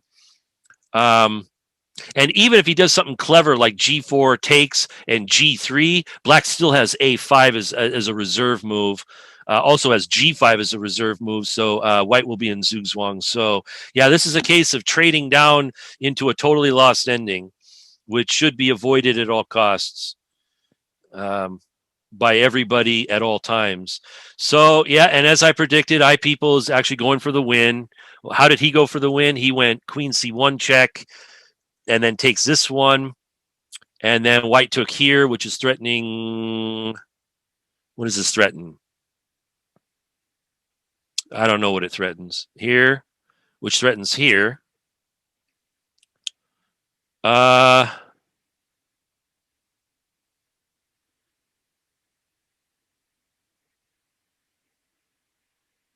maybe you go back again.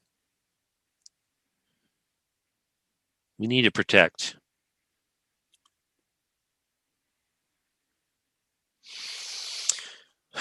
So a very exciting game. So black actually went for the win instead of the draw. So we'll remember this, because if Onated actually wins this one, we'll remember this moment, or that moment where black had a forced draw and rejected it. So let's see.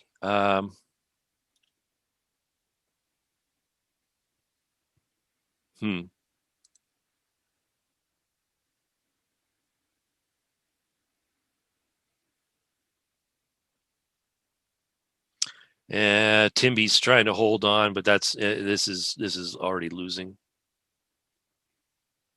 Already losing. Okay, that's too bad. So that's just this and the Battle of Students. Oh, we didn't actually see Rocco's game. Let's see what Rocco did in his game. Uh-oh.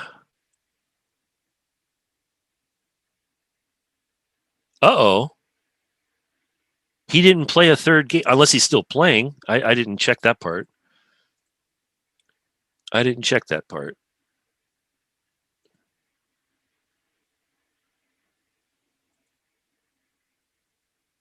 Oh, he got a free win. He got the BYE. Okay, so that's why he didn't play a third game. Okay, well, okay, great. Free win. Beautiful. All right, let's go to the Heroes games.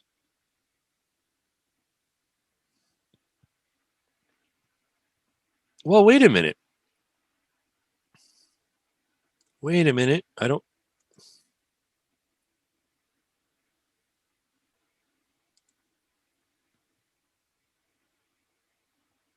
This game doesn't actually show up on the screen here. That's really funny. No Yelloween versus Kings in the Corner. Funny. Okay, so let's go to this game. All right. Right. Exchange of the bishop. Get our favorite setup. Maneuver around and try to get the guy to blunder. He makes a queenside push. Now he gets this square.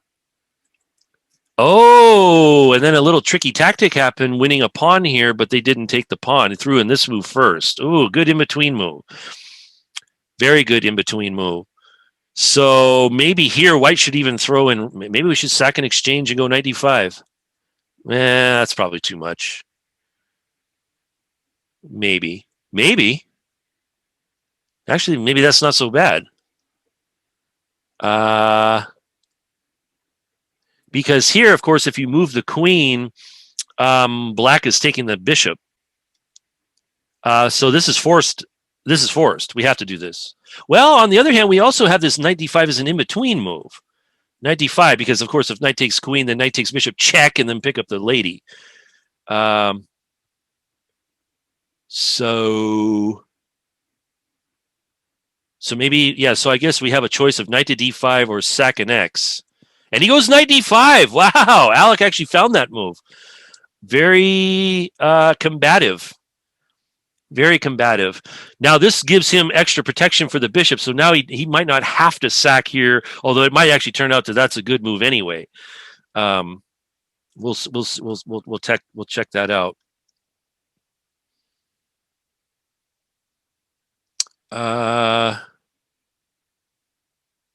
Wow, and in this game, now rook c8 is a threat.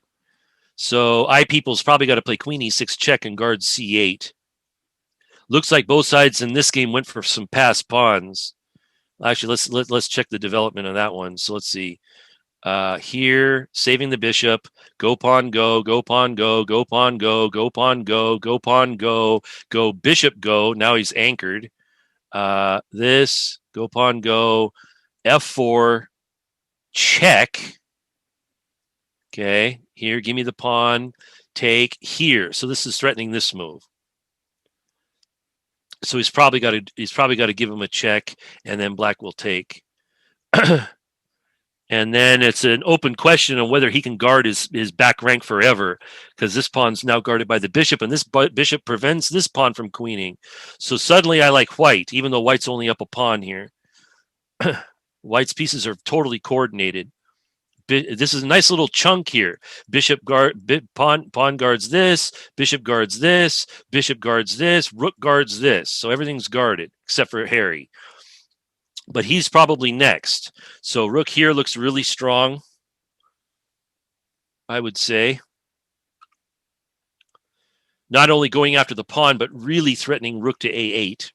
That's the real. c6. Okay, so he's making this ultra exciting.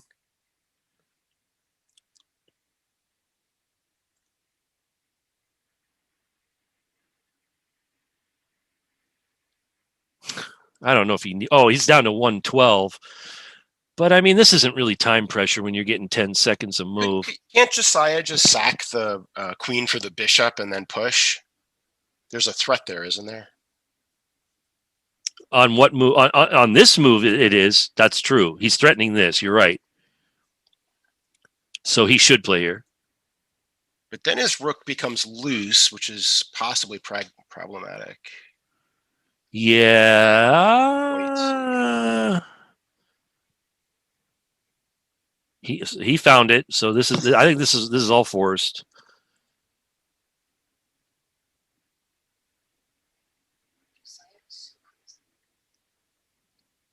Well, the C pawn could be exchanged.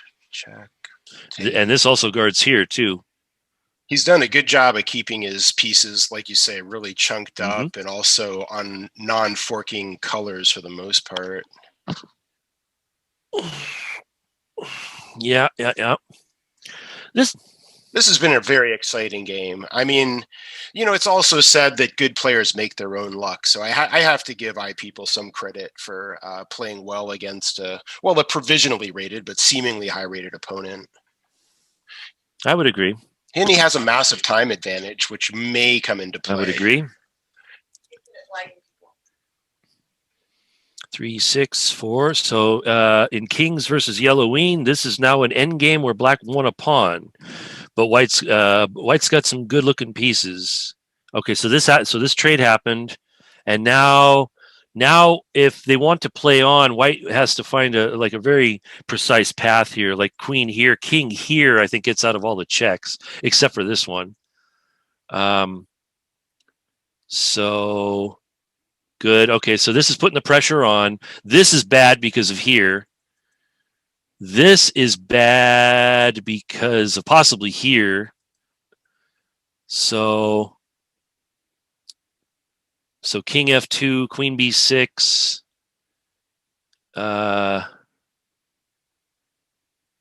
Yeah, maybe this is a draw.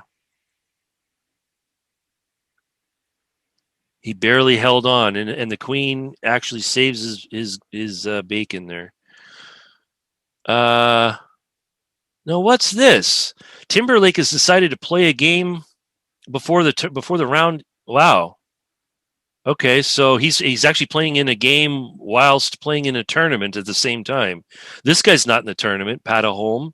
So this is just a totally random game here.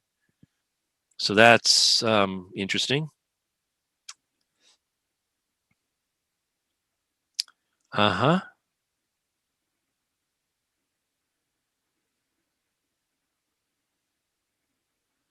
So since rook a8 is always a serious threat, black has to keep checking forever. White's in deep trouble here now, I think. I think this might be the only move. Yeah, I think he has to go there. Oh, no, check. Oh, and black wins. Oh, no, the luck. Oh, the luck of all of it. Oh, dude. Wow. So iPeople beat a big man here. The luck of the Danish. Yeah. Well, you say luck. I mean, I know he lacks style in the opening, or let's say principles, but I think he played his hand very well here. He's a tricky player. That's how he likes to do it. Yeah, I guess so. Well, the next time I play people, we're playing for money. That what we did that one time when we were playing for dollars. It's me and he next time, and we'll he could put his money where his mouth is. So, or where actually he could put his money where his luck is. That's what I should say. Okay, so now there is some technical difficulties because White does have a fortress here. So and these pawns are going to be very hard to absorb as long as this bishop never moves. So by the way, if anybody knows what the correct thing here to do is actually to kind of charge at the king with the king, whilst at the same time keeping a hold of this. So he should probably play something like Queen F7 and then slowly get his king up the board and start pushing this king around, while at the same time holding on to G8. So this is kind of a reasonable idea. He'll need to stop this with the queen, though, because if he makes one more move with the king, then here he can play check and guard this, and then go king here. King G6. Wrong royalty. No, that's wrong. No, that just interrupts the Queen G4 and wins. Yeah, now this is just easy. He just broke his own fortress. There was no reason for that. So now if bishop here, he can just take. And if the king wanders away, he just takes. And that's much easier to win. Now, and indeed, black was probably winning, but you at least got to make him work for it. Take here. And then again, same thing. You just simply guard the queening square and then go after the king with your king and start pushing him around towards the border. And you can eventually affect a pie in the face.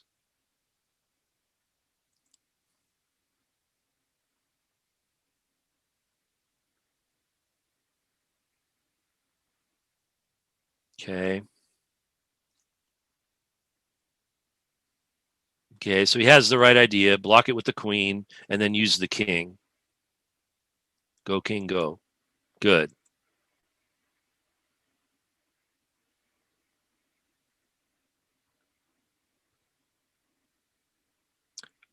Check here. Keeping an eye on the G pawn and trying to force the king away. Good. And then the next move is Queen G4 check, which is winning at once. Yeah. And if he can find Queen G4 check, he wins because he's holding on to the G pawn. He found it. Very good, dude. Very good. And then you take the bishop and Onated can resign. Wow. Okay. That was brilliant. And resigns. Look at that. Tapped out. He did it. He did it. Right. Oh, hey, look at that. The other game was over. Where are they? Oh, it was a draw. Wow. Okay, so they had a friendly draw here. Who offered this? Nobody did. It doesn't say. It doesn't say who offered the draw, but it was accepted. Did they go back and forth 3 times or something? Oh, that's it. You're right. There it is. It's on the score sheet. Yeah, they did a repetition. Was this forced, or did they just sort of do this? Yeah, I don't know. But here's the interesting thing: is that at Lee chess, a lot of times you don't have to do a 3-time repeat to get a draw. So let's see. We have knight c6 here, knight a7 here. Here is 1 repeat. Here is 2 repeat, and they already declared it a draw. That is not regular chess. In a regular tournament game, that would only be considered a 2-time repeat. So black can of course play on, and even if they play rook c8 here, white can actually reject the 3-time repetition and do something else, like I don't know, rook d7, which looks totally normal to me. And do that. But at Lee chess, yeah, if you repeat twice, sometimes if you repeat once, they declare it a draw. So this is one of the weaknesses to Lee chess, is that they don't observe the 3-time repetition rule exactly right in every game. In fact, sometimes it seems rather random when they basically declare a draw. All right, so let's take a look at. Okay, so this is 18. Here's another queen ending with Ram Legend again. So Legend likes exchanging every piece but the queen, basically. And this one, he looks like he's a little bit better. Now let's go to the knight ending. This looks more fun. So let's see. Black's up 2 pawns. His knight's a little off sides, and white's king is good, and black's isn't. But I don't think that's enough to do this unless knight b5 is a big threat with a fork, winning 1 pawn back. And look at that! And look at that! He just simply defended it, and he activates his king. Why not? Go king, go king. Right? Can't go here, so king d5 is going to be a thing. If that's worthwhile. So he's using the back rank. So no, the point to that was this check, which white missed. Unless taking here and going here is good. So, all right, good calm move. Threatening here. Threatening here. So both of those were threats. He guarded one, but not the other. Wow, that's almost mate, by the way. He almost mated himself. He needs to guard f5, but not quite mate. But 93 wins another pawn, and it makes the king back off to e4. So, yep, not too hard to see. And look at here, Seattle chess schoolers. They have used their clock. Look at this. They're both under 2 minutes. This doesn't mean that they are confused by the position. They are thinking about the position, which is beautiful and good. All right. So how do we proceed? He's got a majority over here, 2-1. He's got a majority over here, 2-1. He's got a majority here, 1-0. So this should be an easy win. Going after the pawn. He's probably going to play here or here, going after the pawn.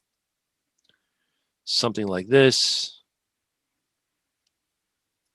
You can also go 2 squares diagonal to the knight and safely put your king here.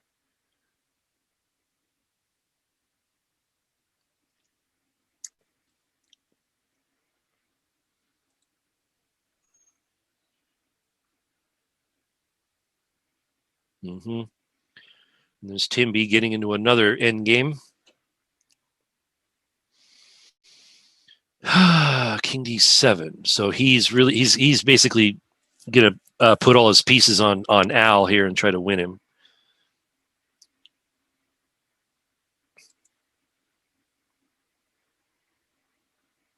Yep, when in doubt, push a pawn. The old saying. Yeah, so that's fixing the pawn and then threatening here.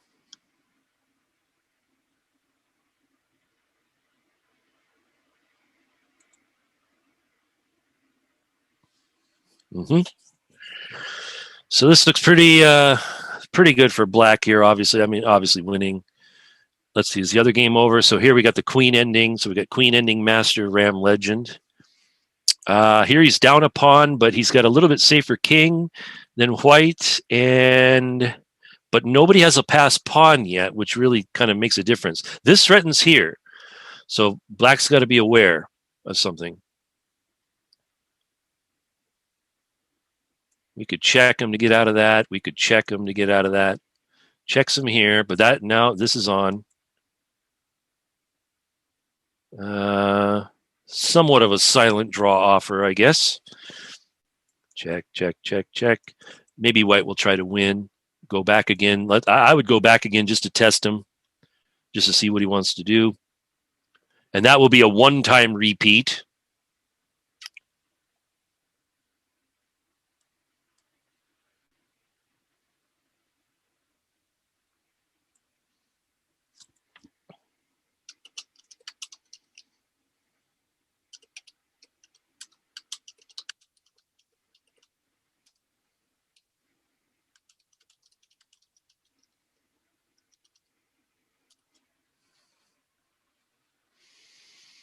King g3, and he didn't go for the draw. which is a thing that I see a lot in kids' chess, where they suddenly a kid has a chance to like do a repetition like this move. We got king g6 here, check, he goes back. We could do a repetition, but the kids for some reason are really attracted to the idea of doing something different on every move, not realizing that he's down a pawn here.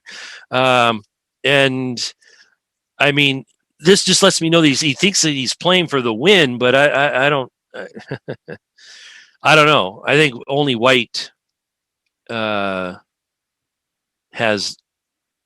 well, okay, I guess he's got queen c3 as a thing. So here he's kind of going for some checks of his own. Check, check.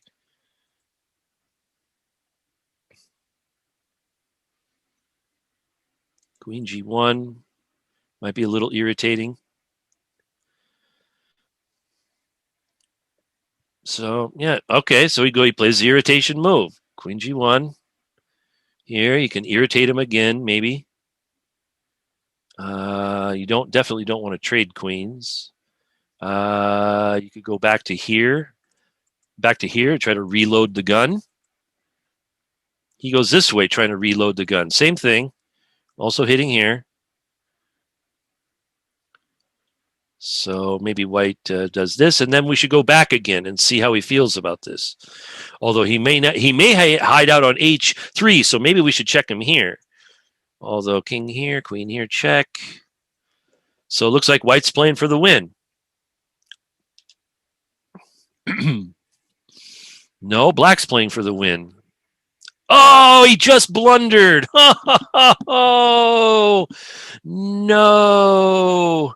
No. Yeah, see that's a very instructive mistake there. Black went here, and this lets me know that black's still trying to win. He's trying to get his king into something and get out of this, but instead he just walked right into a trine quade, and this is just an extra pawn for white. White's just going to come over here and eat this guy, and there's passed pawns galore, and black can't do anything about that. And white wins. Wow.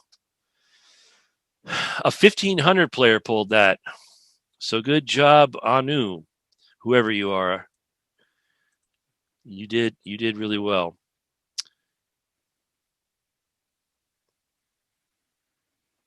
Oh, look at this. Some of these guys actually know each other somehow. Though he didn't cheat. Now all of a sudden, but Aditya, who cares? Honestly, everyone has 5 accounts. No, that's not true. Aditya, shut up or I will report you.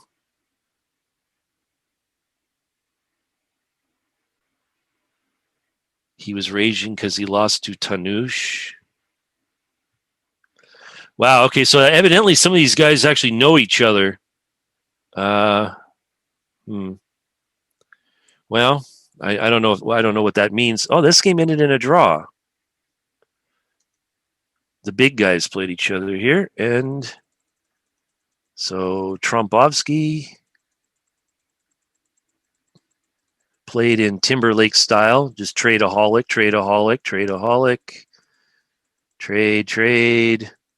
Everybody trades. Nobody keeps pieces. We trade there. And it leads to equality of some kind. No blunders or mistake. Well, very, very few blemishes by either side.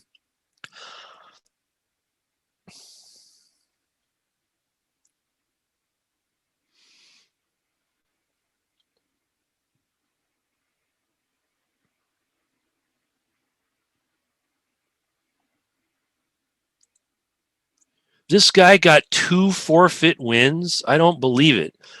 He got 2 forfeit wins, and then he played Kyrie and then totally outplayed him.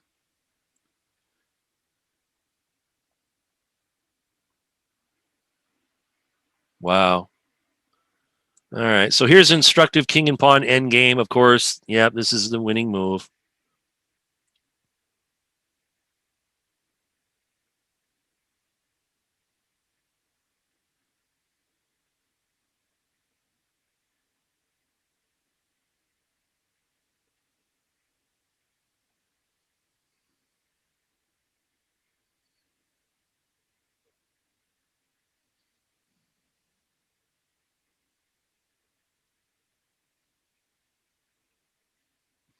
I play a ton of Ultra, so I'm always under time pressure. What is Ultra?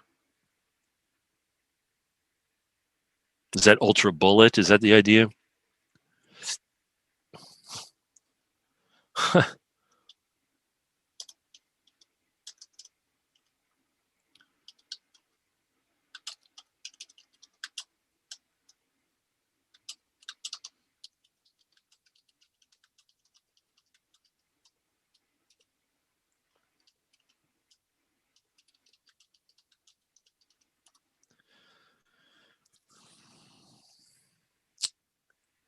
He had to play King E1. No, this is a win. I mean, white, of course, can always just go back and capture.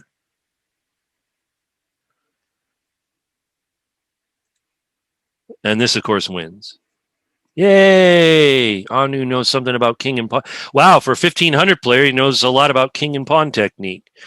So that's wonderful. And now that the whole thing is plop, plop, fizz, fizz, and we get all the way to E8 easily. So there's nothing you can do about that. Black is dead. I totally agree. But Ram doesn't realize this yet. So Ram unfortunately had 2 queen and pawn in. Oh, and then he tapped. Okay, so now we're on to round 4.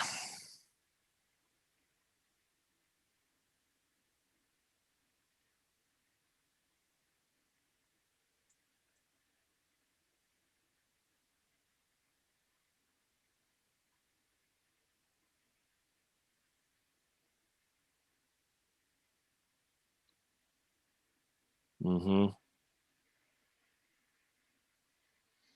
Yeah, who's this blue emerald guy? Monaco. Well played. Yeah, maybe so. All right. So maybe we'll see a iPeople versus Timby matchup.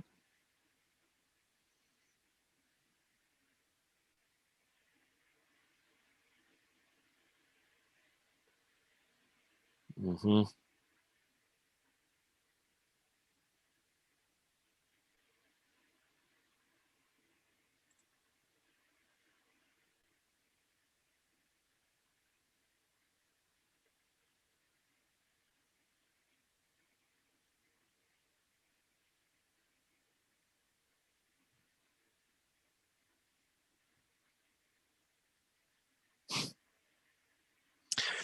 All right. Well, we're getting in around 4 here. It's zipping right along. Let's see. So Chess Star, all these unknown guys. It looks like they're all doing well. This guy got 2 forfeit victories. That's just totally ridiculous. And then had to play Kyrie and won.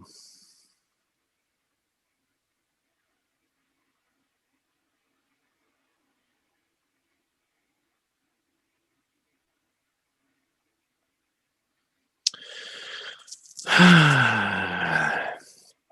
right. Well, let's see if this game will be the one where people start using their time. It'd be nice. Allow your brain to catch up to the game. You see it with your eyes. You see it with the brain. But you got to, or you play with the hands and you see it with the eyes, but you got to think with the brain. And this takes time with most people.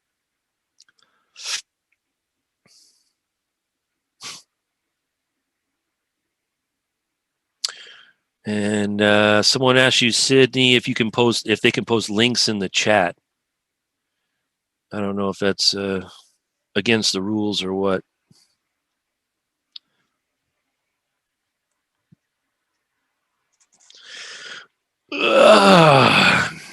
Okay, so the big boys are playing each other.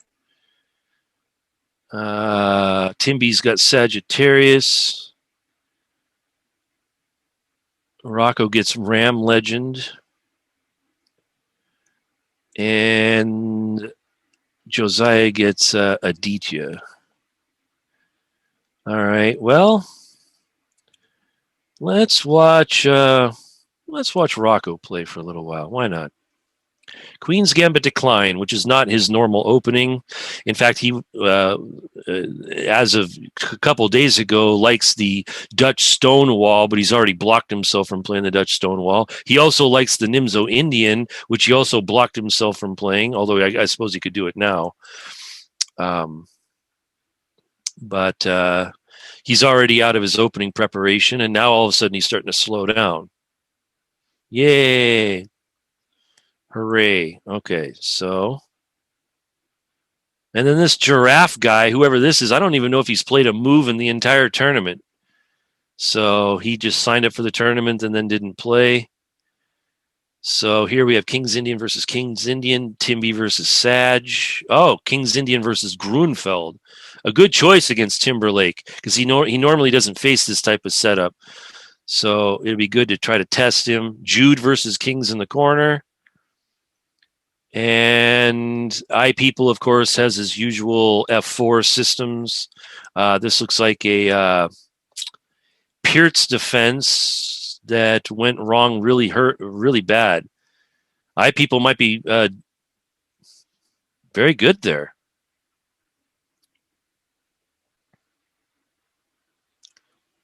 We'll keep a small eye on the small board there.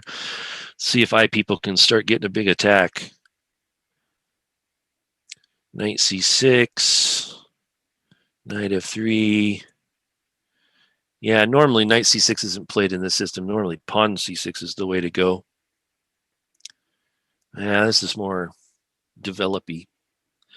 Oh, and iPeople played the OK tactic. Look at this. This is one that OK fell for at least 7 or 8 times, which is in this one.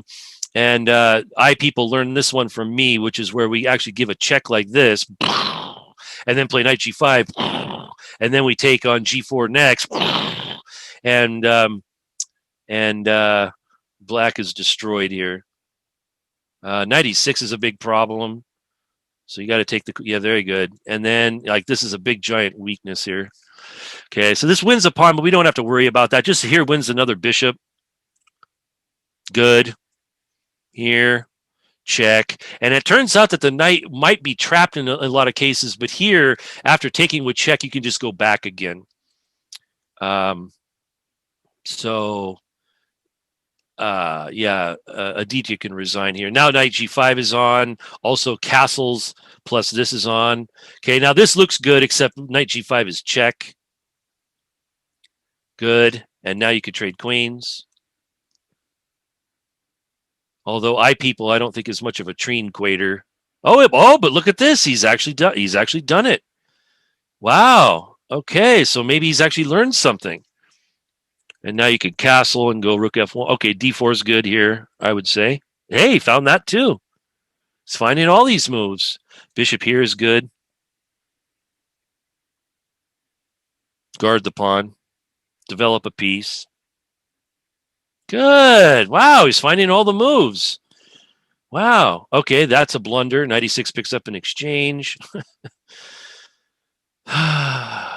Take. And here I would probably play either O-O-O or no, castle short. Good. Keep the F file. Why not? And then you could just double on the F file, and this is game over. He's up an entire rook. Rook here. Just keep it safe. Rook here is fine.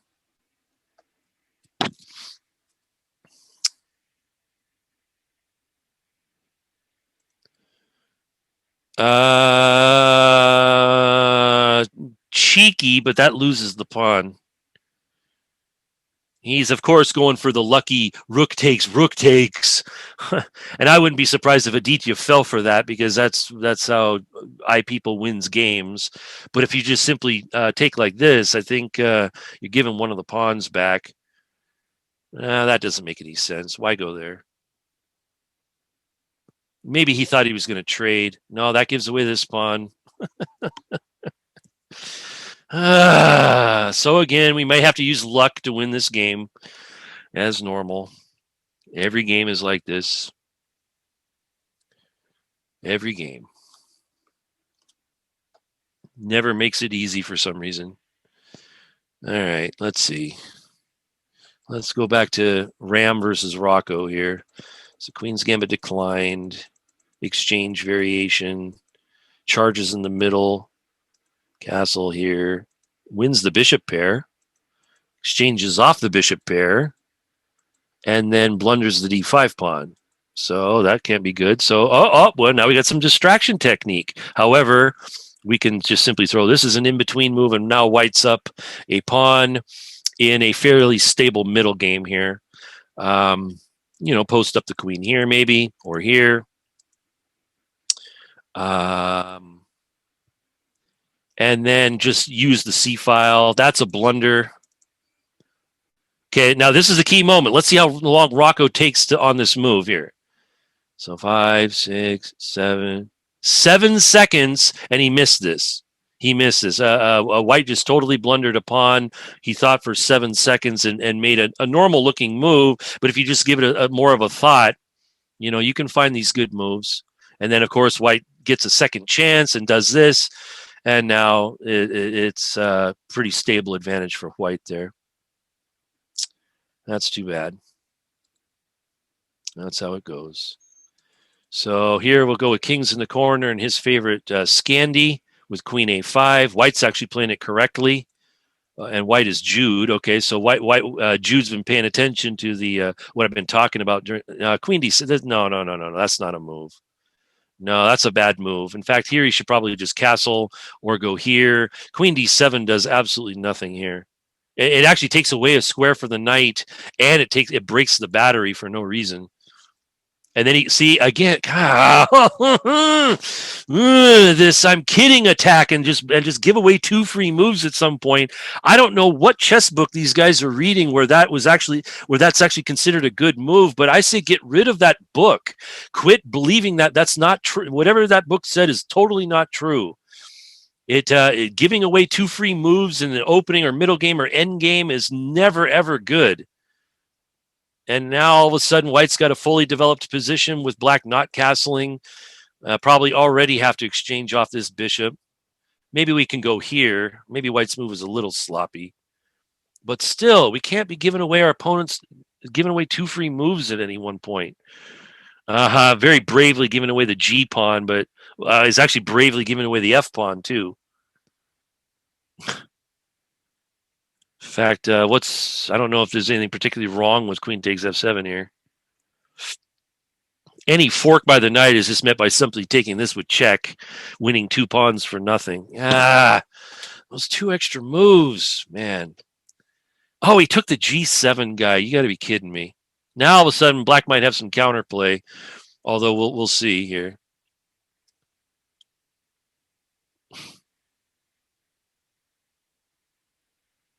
No. All right, now he's got knight e5. Now he's got bishop e5. Both of these are moves. Probably bishop e5 is better.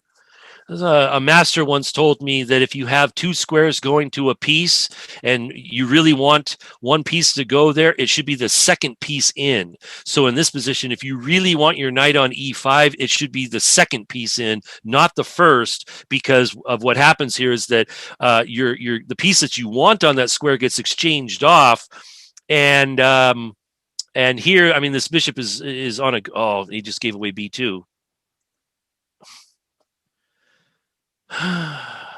Yeah, there's no attack down this line here, unfortunately, and there's no attack down here either. The pieces are misplaced, but he can at least get his pawn back and split up White's pawns. That might not be so bad.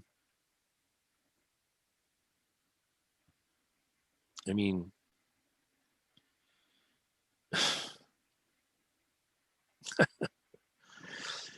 oh man.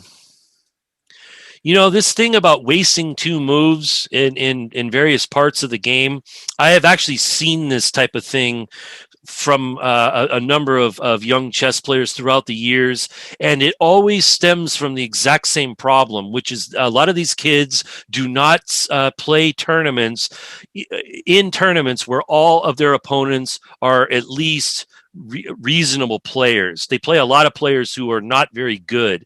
And one of the best ways to beat players that are not very good is to not blunder when it's your turn.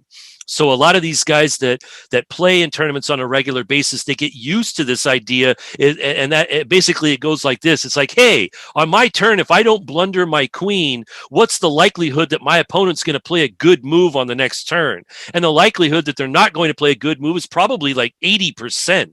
So if they just spend move after move after move just making non-moves that don't blunder anything, then the thinking is that they're eventually their opponent's going to blunder. Like, oh no, that's a blunder. Bishop takes e6, resigns, and game over, just like that. But the idea is that if you don't make a blunder on your turn, then it's likely that your opponent will. So because of that, a lot of these kids, who even with a lot of experience, often play moves that do absolutely nothing.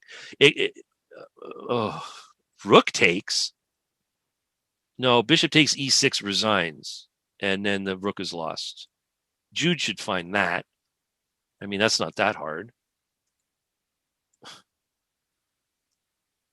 Right? I mean, this isn't that hard to find. But yeah, so consequently, like I said, what a lot of kids end up doing is just making moves that don't do anything, and they expect to be rewarded for this kind of behavior and this kind of play. And a lot of times they are, especially when they're playing low-rated players. But when they play anybody that has half a brain, it never works. I mean, or if it does work, it's so rare that it's barely worth mentioning. It's way better to have moves that have points to them on every turn. So this just loses a rook. The other rook is being hit. This guy's being hit. I mean, this is just resignable. You can resign. There's no move here. Oh, maybe he has one. No, he doesn't even have this move because the bishop takes rook. So there's nothing. Also, queen takes bishop is check. Trading queens. So looks like Jude's going to win this one. Yeah, that's the punishment. That's the punishment when you don't make useful moves. You get punished. So this hangs another rook. Give me the rook. Give me. Now I know he's going for a skewer, but the problem is that White's got rook e8 check at the end of that, and now this is a big problem. And he didn't see it. Rook e8 check, and it's mate. Well, maybe not mate, but it's because he can go queen d8. But I mean, why?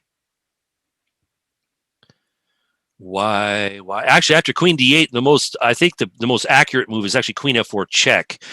Yeah, queen f4 check is most accurate because then it's mate on the next move. And he missed it. So now the king is going to wander around. So now Jude's got to work for his meal instead of playing for the quick mate. This isn't mate. The king just goes here. And now he's actually safe. So, yeah, this is a little bit sloppy technique on Jude's part.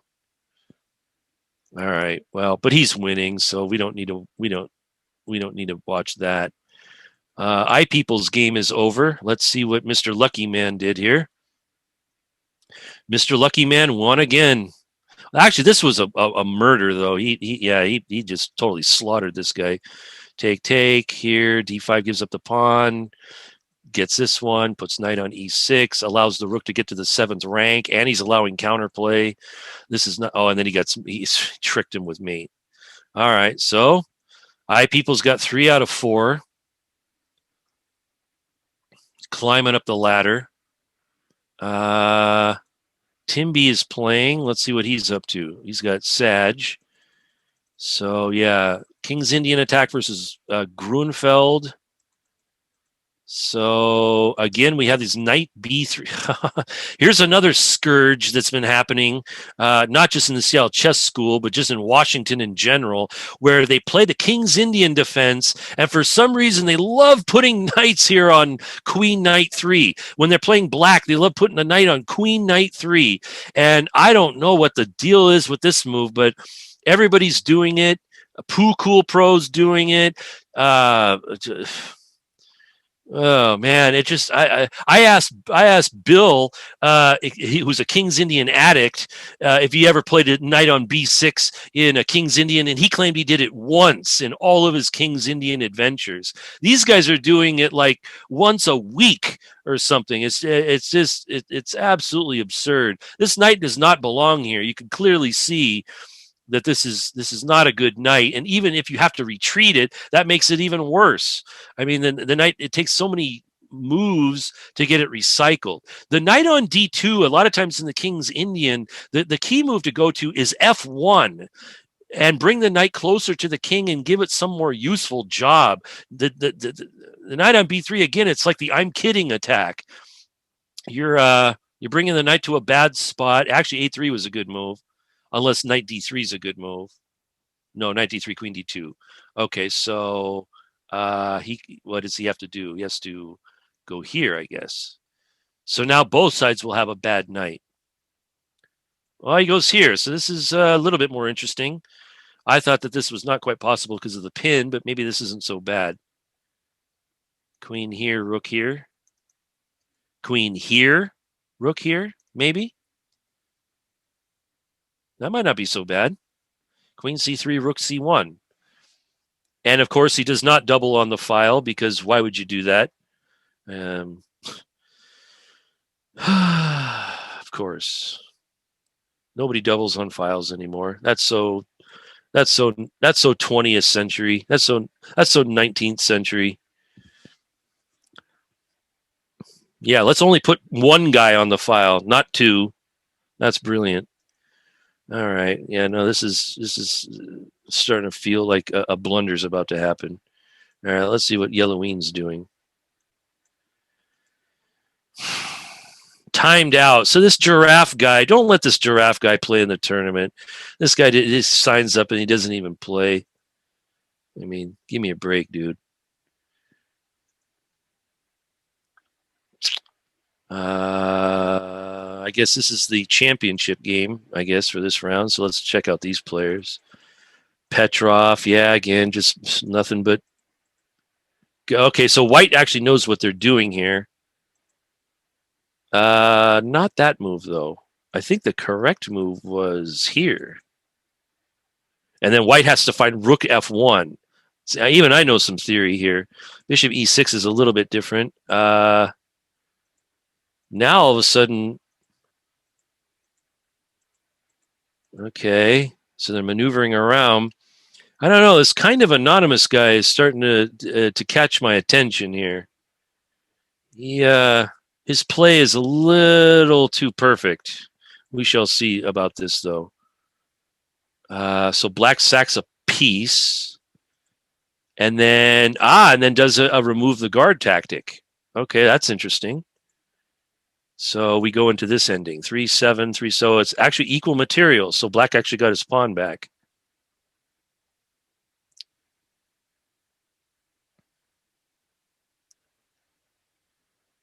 Yeah, maybe black's even slightly better here. His bishop is slightly better. His rook is slightly better. The pawns are a little disjointed. Probably mostly. I mean, whoa, wait a minute. No, that's a good move. Unless he can go here.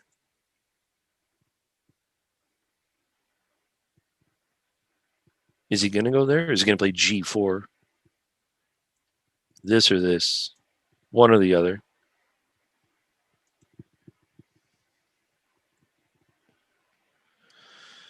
Oh, yes. The exchangeaholic. The exchangeaholic. Here we go. Queen's off the board. So the exchangeaholic has another one of positions that he's comfortable with, but still he gets taken down every once in a while, trading down into lost endings like he did the last round. Also, he had a game recently where he lost a pawn, traded all the pieces down, got to a king and pawn endgame, and then immediately resigned, which should have been the big lesson there on too many trades. But this is his style. He just does this game after game after game. If you just add tactics to his game, he'd be a master in a month. That's my feeling. All right, let's see. So what happened? So did that game finally end? It did. And so yeah, Jude won that with a really nice attack. Well, not a nice attack. He was just giving all kinds of stuff for free. So, but a nice dispatch. Let's see. Timby is still playing. We're going for this ending.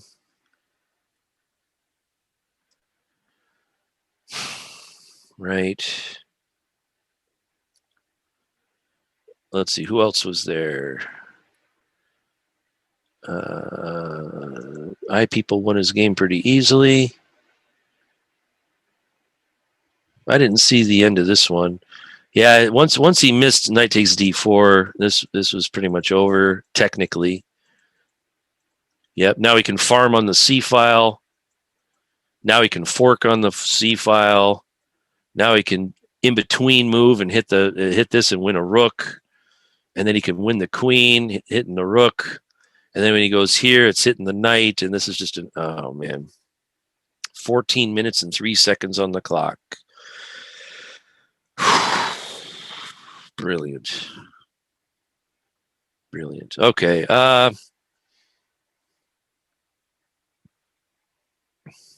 Well, I guess there's nothing really much left from our guys except for Timby. So we'll watch him from the other point of view. So again, I mean, one way to look at this position is that, yeah, we've exchanged off a lot of pieces here and we've maintained our center, but how do we win? I mean, just trading off pieces isn't enough to win. We have to have weaknesses to play against.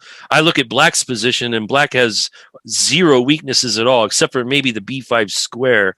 But putting a knight on b5, maybe could put the knight. Oh, wow, he goes for a sack. That's might be good because we're getting 3 pawns for this thing. And suddenly White's pieces, again, we have this knight on b3, which is still, now the knight can actually go here, which is ridiculous, actually giving this knight a job, but this e1 knight, this bishop e, I mean, this probably is really good. After knight takes g4, this will be under attack, and h2 is under attack. So he probably gets 4 pawns for, oh, okay, except for that. So he gets 3 pawns for the piece. He can also exchange off this guy. And now Black has a whole ocean of pawns for the knight. And I, again, when the knights are badly placed, this might be good. Okay, so does he take or does he just keep the guy?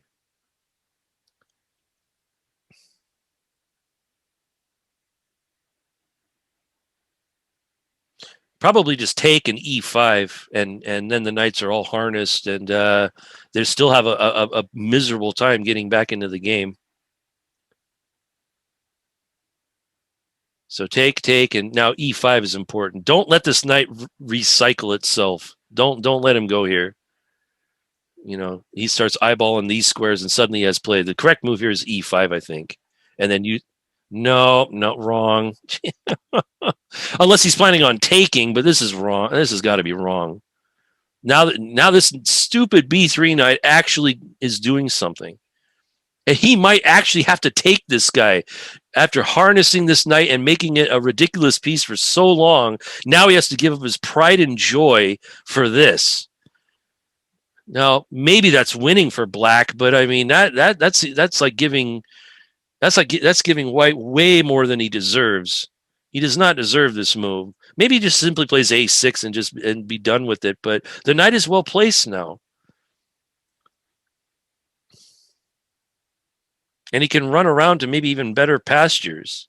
Maybe he can go here and go here or something. That knight was really bad on b3.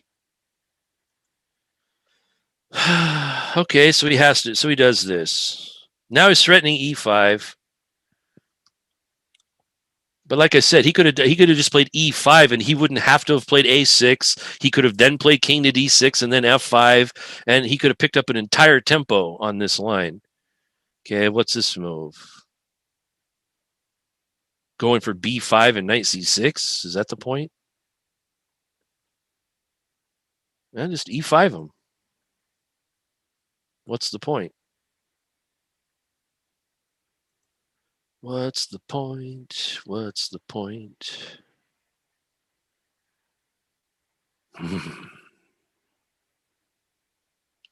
But again, look at this guy, Mr.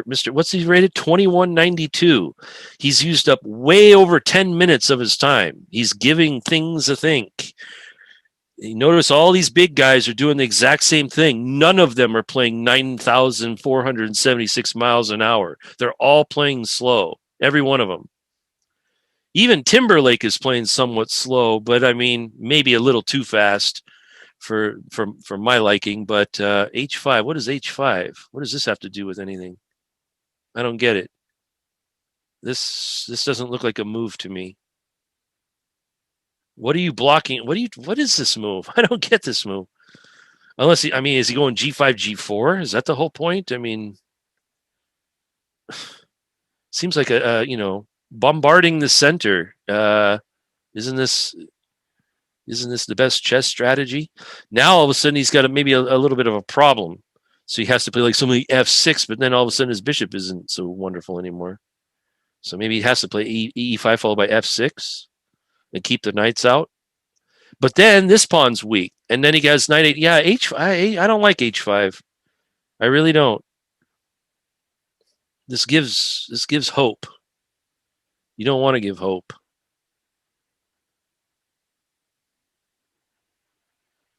You want to give headbutts. You don't want to give hope. Headbutt this guy. All right, so maybe he's got to play sushi Rama here and go bishop here. That's probably the safest move. Keep these knights out of here. Keep the knight out of H4 and threaten E5 for once. Or you could go E5 first and then bishop F6. Either one. So bishop F6 is probably a reasonable bishop move. And H5. Oh, here we go, man. Okay, so I see knight H4, G5. That's fine, but now I mean these are future tempos that White could possibly utilize. This is a bit sloppy. All right, so you got a free move here, Timby. That's your free move, A4. Okay. He's probably still going for B5. I guess this is. So that's why you got to kick this guy off of this. You got to quit giving him hope. Get this knight off of any possibility of even invading. In fact, he should have done it a few moves ago.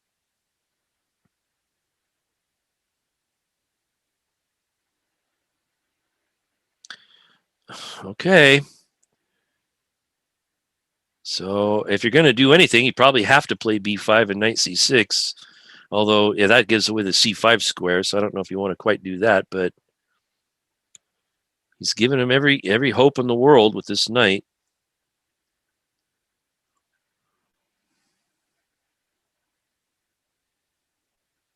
This move's a mistake. We can't go E5, E4. Well, no. Now E5 now is met by knight F5. So yeah, now all of a sudden G5 is not starting to look very good anymore.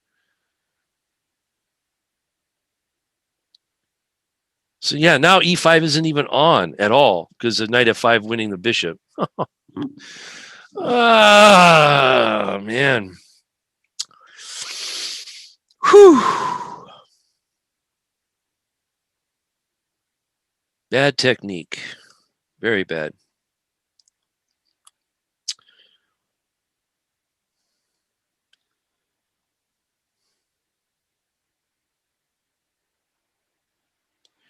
Okay, now he runs away, but now you don't have this anymore. So, but typical his style, always run away, never play for tactics, never threaten anything, don't be aggressive. Let the opponent be aggressive, let the opponent attack, and hopefully they make a mistake. This is the Timberlake way. Now, obviously, at 2108, it actually works from time to time. But what I'd like to see him do is play more 2100 players, real ones, and see how this technique works against them. Now, I think he is actually playing a real 2100 player. So this will be a great little test here on whether or not this particular style works against people that have a lot of experience.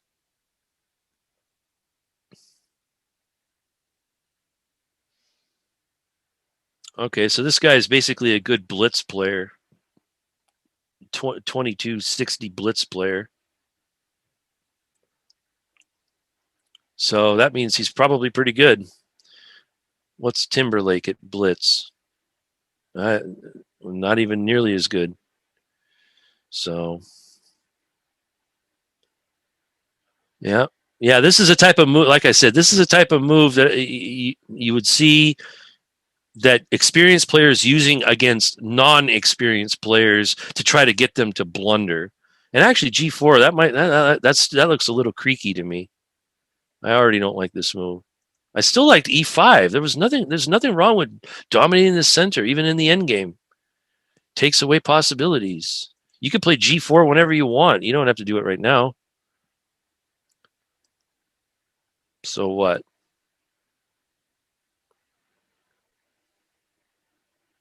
So probably like take here.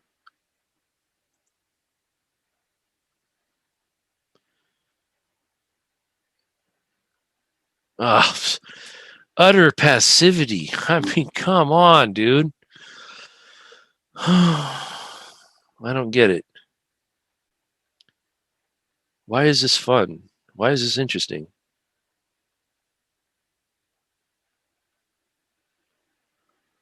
Again, this is a type of move that would work against somebody rated 900.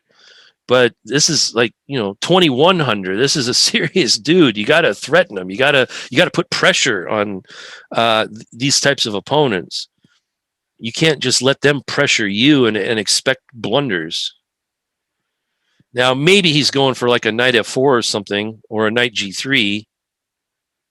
But like I said, just so like e5 knight g3, is that the point? Okay, so this might be the point. So knight to g3, forking this and this. So maybe at that moment e5 was not the right move. I guess I could admit that. Possibly king e5 was the correct move. Get the king into the game. Who knows? But maybe this is now knight to g3. So now we have a threat. We have a threat here, and we have a threat here. So black may have just made a mistake there. Oh, no. Okay, so this fixes the h5 pawn. That's true, I guess. I mean, I don't know.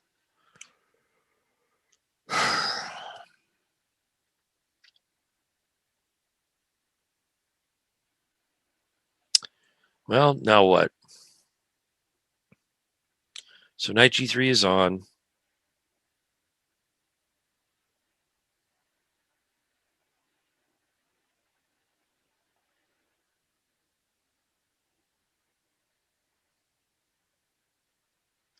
Yeah, maybe this is okay. Maybe.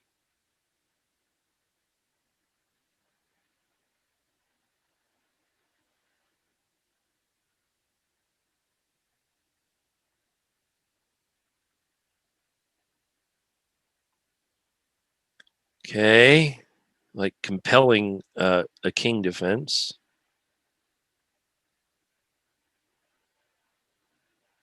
Actually, there's an interesting variation. King to d3, e4 check, king to d4, f5, threatening bishop g7 mate.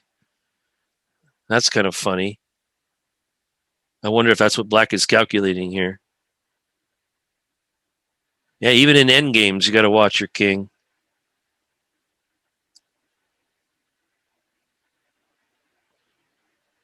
So how do you defend e3? Actually, you could defend it again with knight to g3, because if bishop takes pawn, knight f5 check wins the bishop. So we can defend tactically. That's not Timberlake's style, so I don't suspect that he'll find that or play for that. I suspect he'll do this. Yeah, okay, so now e4 might be a slight tactical problem for him. I don't think he's anticipating a tactic happening here.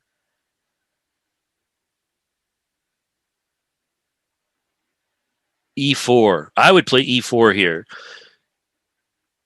E4, because like E4, if he goes king D2, you have king to E5 followed by D4. What? What in the name of all that is good and holy? So he's got he's got 4 pawns for 2 knights. That's the point. And he's got rolling pawns here.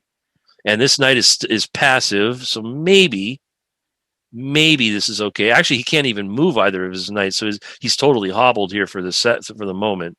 So he's probably got to play something like knight c1 or something like that, another passive move, just to untangle himself. Passivity leads to this type of stuff. It doesn't lead to mate. It leads to getting tangled up. It leads to inactivity. It leads to tactics for the opponent. Black actually might be winning here with 4 pawns versus 2 knights. How amazing. It's like peasants' revolt.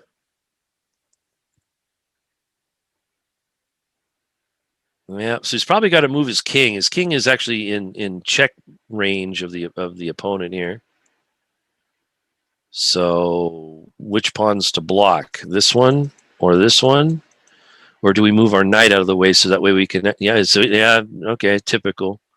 And now at least he can untangle himself, but these are rollers. Rolling down the board. Probably should play d4, followed by king d5, and get that king in the train station. Also, keep an eye on c4 square. So that's what I would do. I'd play check with the d pawn and play king d5 right after that. Yeah, and of course he doesn't do this. So here's probably forced.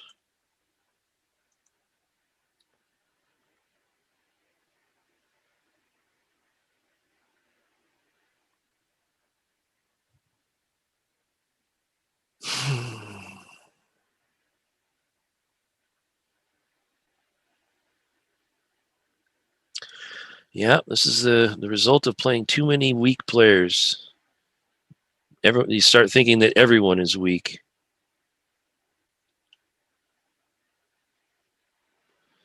But everyone is not weak.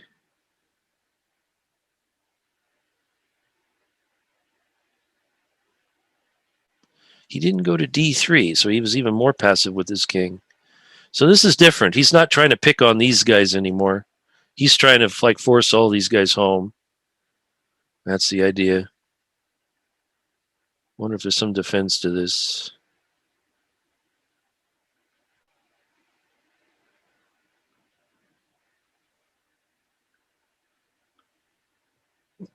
I don't know. Passivity equals death. Here's exhibit A. All right, so he finds a square.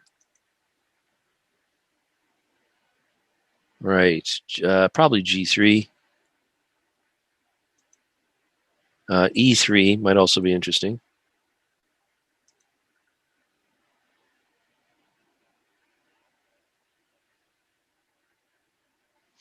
So he goes for this one. He could put his king in the train station. His king's in the train station. The thing I liked about G3 check is that it also gave black room to go king here, and take this guy and have 5 connected passers. If 4 is good, then 5 must be better. So he's just going to put his king in the center and go F3. That's the whole point. And then white will be completely discombobulated.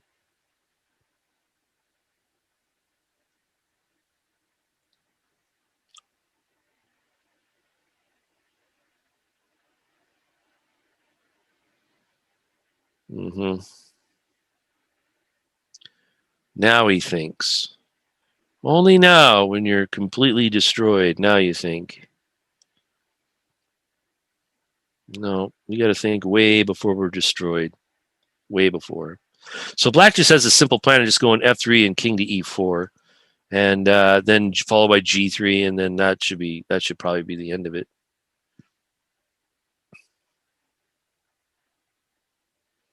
So he's deciding where to go with his king. I don't think it really matters. One move isn't better than the other here.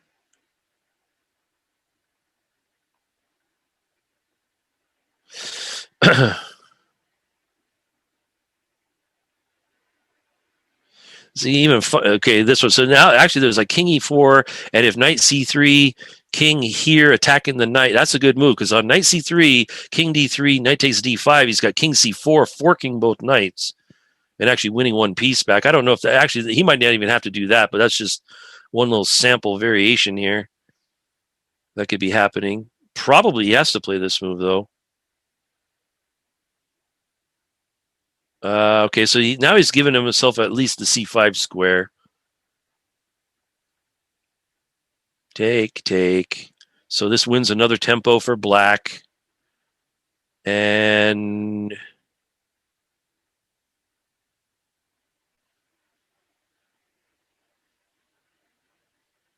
then what's correct here? So he wins a tempo, so he gets a free move here. How do we use it?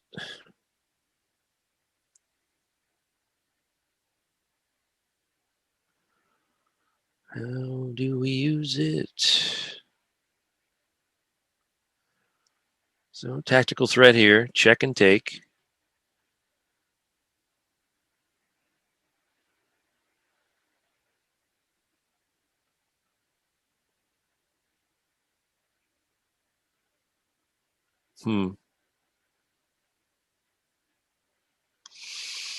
Yeah, maybe this isn't quite over yet because that allows here. Unless king to d3 is decisive.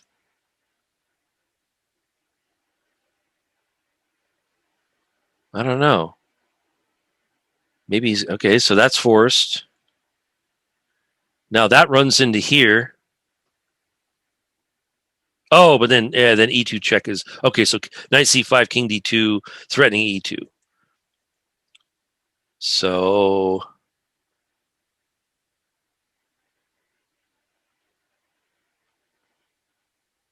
maybe he has to start giving him a bunch of checks.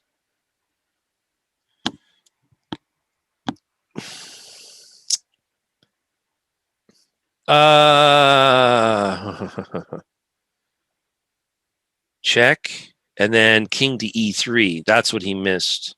No, wrong. He had to play king f2 there. Now king e3, and he's mated. Whoops. Walked right into it. Oh, no. No. Passive. Yeah, as a matter of fact, in this position, king f2 might have been a good move there. I mean, really, he can't go to d2, and if he tries to attack the knight, maybe we can even give it up and just move the knight away and try to promote our own pawn. Oh, man. Not the endgame wizard he thinks he is, that's for sure. Doesn't use all his resources. An endgame wizard always uses all his resources, and so does she. All right, well, fine. All right, so the championship will come down to kinda anonymous and Sag. Wow, kinda anonymous actually won that game. I don't know, man. This guy is starting to catch my attention here. His play is rather perfect, or very close to. So that was this ending. White actually won this one, huh? Oh, he allowed the f pawn to grow. And he's allowed the f pawn to queen. No, man.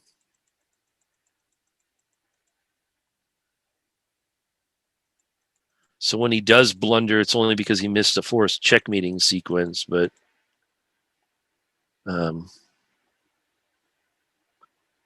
yeah, I don't know. Be kind of curious to know who this guy is.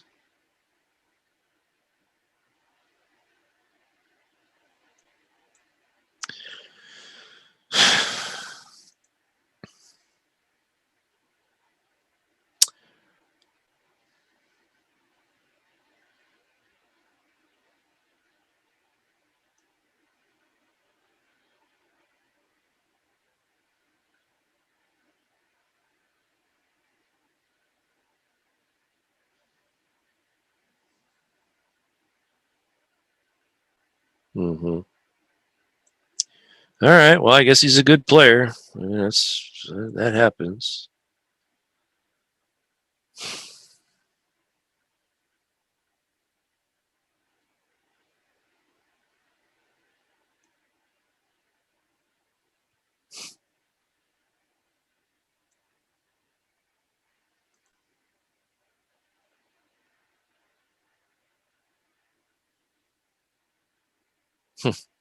Chess pilot. He started off so awesome, and then he had that brilliant combination that I showed you, and he didn't play it, and then he just dropped out.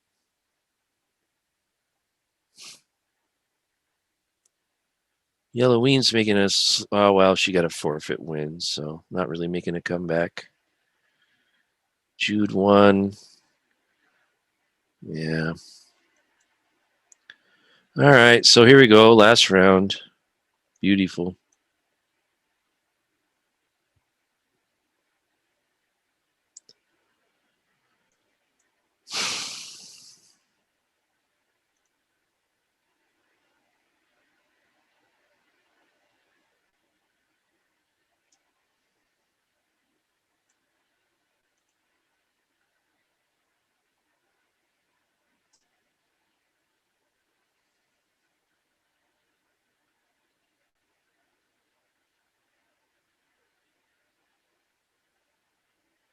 Mm-hmm.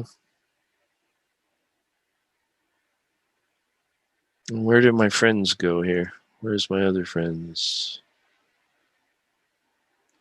Oh, Kings in the Corner is absent. That's beautiful. Yelloween is not absent. Oh, it's Yelloween versus Rocco. All right, well, let's take a look at this for a little while. Yes, this is Rocco's new weapon that he likes, and now he suddenly remembers that he was going to play this. He did not remember last game. So, and again, Yelloween goes for the same old setup that she plays every single time, regardless of result. It's one of the things about getting addicted to a setup is you always check the score. If you go for a setup every single time and you're minus 25 in the position, I suggest picking a different setup. Don't just keep going with it. Doesn't it's not doing you any good unless you're playing against, like I said, low-rated players all the time. But nobody should play low-rated players all the time. See, Jude's got a Rui Lopez with black. That's interesting. What? What? Wait a minute. E4, E5, knight F3, knight C6, Scotch opening F6. No, no, no. Look at this. Probably already getting slaughtered. No, and in fact, even D5 is not even. I mean, even just like Bishop C4 is perfectly good. Simply, I just dominate this diagonal. I mean, F6 is not a move. Again, he's relying on luck. That's all he's doing. He's playing, you know, in the most flippantly aggressive way in the opening, and then relying on. And here we go. F5 is if I can get pawn to king bishop 4, I'm winning. Even if I'm losing, I'll win. I mean, that's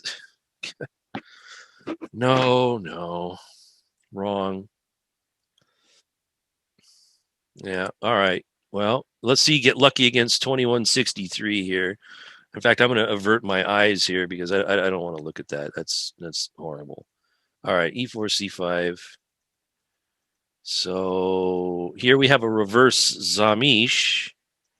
Or I mean, oh no, not F6 had been a reverse Zamish, but now F5 is a reverse 4 pawns attack. So here F4. What does this do? I guess it cuts off the knight.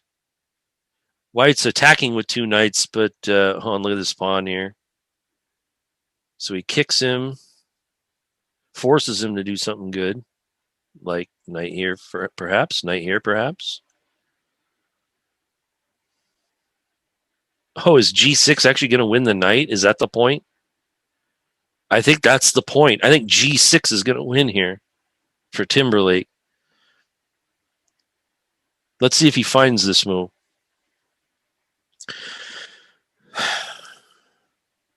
Matter of fact, if we take him one move back, how about G6 immediately? I mean, was that? I mean, could we spend like 20 seconds at least looking at that to make sure it doesn't win at once? No, of course not. Let's play a move really fast and then hope for the best. Yay. Yay, hope. Hope is my friend.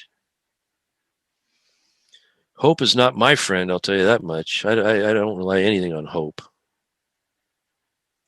In fact, I wish hope would stay out of all my games. Just let me fight it out with everybody. Not even include hope. Let's see. So Rocco and Yelloween. Yelloween's going for her favorite donut, which is the Queen H2 donut. This guy here loves attacking this pawn with a variety of pieces. And of course, G4 is next, coming from Yelloween, or this, probably G4. And yep, look at this, all fairly regular and standard. How did this even happen? In a stone wall, for crying out loud. I mean, this should never get opened up in a stone wall. H6, A3, F5, and yeah, don't take. Please don't take. Oh, and he took. And now, of course, this opens up the H file, and it gives away the knight almost. And now it does give away the knight, and now we have some sort of mating attack. So what's the mating attack? Queen H2, King F2, probably Bishop D6, threatening here. So G3 also forces the king out in outer space, but it might Bishop D6 might have actually been better. Oh, and then Queen takes G4. Okay, so force the king out. Now we go after the king somehow. E5 maybe. Bishop D6 followed by E5. F5. Whoops. F5. Queen H5 looks like it just wins the queen with advantage. Oh, I was thinking of mate, but you're right. We can. Well, this will lead to mate also, but it might also lead to resignation and after this. I guess this is very decisive too. Oh, you're right. Bingo, and resigns. Yeah, and resigns. A tough tournament for Rocco, though he did have some very bright moves and moments. That was a well-needed victory for Yelloween. Got up to 2.5 there. All right. So let's see. Let's look at Mr. Lucky Man here. Let's see. So say what you want. I did. Our lucky guy here, he's our top student right now in the tournament. That's better than any of them. That's a bad sign. And he plays in such a way that he offends his poor coach. Yes, quite. Yes. Okay. So he actually, I mean, miraculously, he's actually was able to castle there. Yeah. Now G5 is forcing the knight backwards. Can't go here. Can't go here. Can't go here. Is this some kind of like swarm of locust attack that's going on? Yeah, but it's a very good one because White's already got the outposted knight, already got good developed pieces. So yeah, this is definitely a swarmo that's very favorable for White. Maybe H5's coming in next. I don't know. We need to break this open somehow. But Mr. 2163 still doing well. Let's see how Timby is doing. Did he find G6 after all these moves? So he kicked him, and then he kicked him. Hooray! Okay, G4.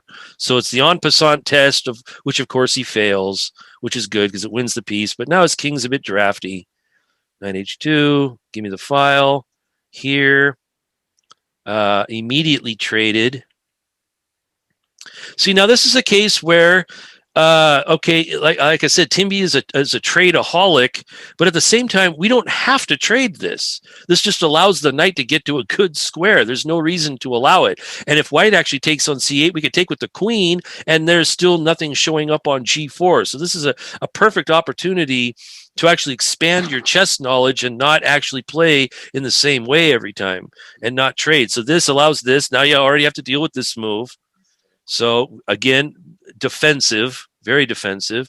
C3, queen here going after this, but this isn't even an attack because knight F6 is going to win the queen. So it's not that. Yeah, rook G7. That was the move to play in this position, rook g7. That was the correct move, because then you can make room for the knight, because this knight on e7 is terrible. You can make room for the knight to recycle itself. It's a good waiting move. You're defending the second rank, and you're not allowing your opponent extra possibilities. That's the key to all of this. Now f3. Now all of a sudden this knight is eternal. It's just there forever. So very bad stuff. Knight, again, now we're backing up. Now we come forward. So a retreating knight move, another retreating knight move. And so here he enjoys an extra piece, but almost no play at all. And this knight is like holding up everything. Now, luckily, you can't collapse on any of these squares, so he's lucky about that. But again, it just in like a terrible jumble here. But and that's the key thing. I mean, when you're rated 2100 and your opponent is rated less than 1800, this is not a type of position that you want that they even deserve to get. I mean, these types of guys you should be just like running over basically and totally smashing. All right, let's go back to Lucky Man here. So what has happened here? So here he's managed to trade off a few pieces, and he's not even down material here. And his knight is good, and his rook is good. And he could even trade queens if he wants, although d6 is massively weak. So, again, he's getting extremely lucky here with all this. That's what I'm saying, people. It's me and you. Whenever we get face-to-face again, we're putting dollars down, and it's me versus you. And then we get to see we get to see what your luck is all about. And I am not kidding either. Except this time you're putting your money down. You're not playing with my money. You're playing with yours. And then we'll see your luck. I can't even wait. Although I will wait. All right, let's see what Jude is up to. So this is the Ruy Lopez Archangel variation. This is a fairly popular line.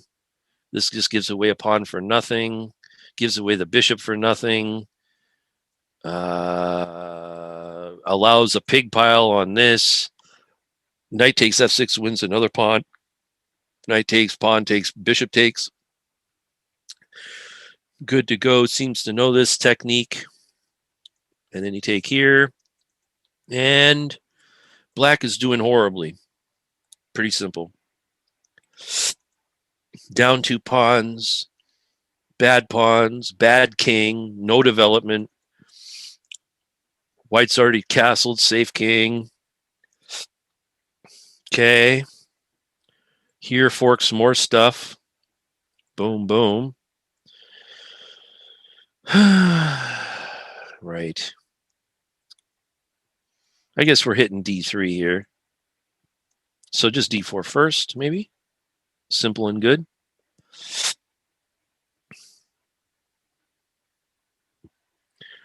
Simple and good, so that doesn't look marvelous. Oh, hey, look at Mr. Passive Man here.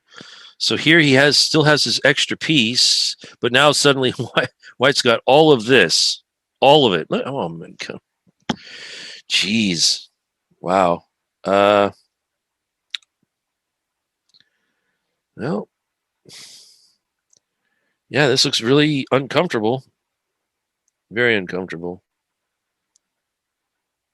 Lucky Man gave up his queen for 2 rooks. How did you even accomplish that? Queen b5 here. He didn't even trade queens. And he gives up the rooks for this. Here, here, here. Okay, so the king is relatively safe.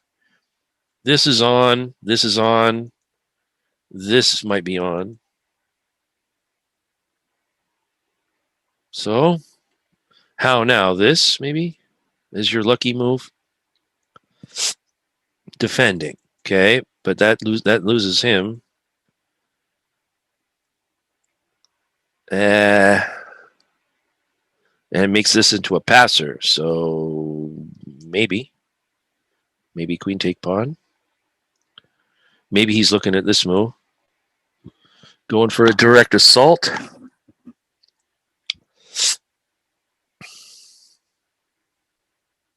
No, he goes for that one. That looks better. And that takes away like these knight d3, c5 trickeries that that I people is going for.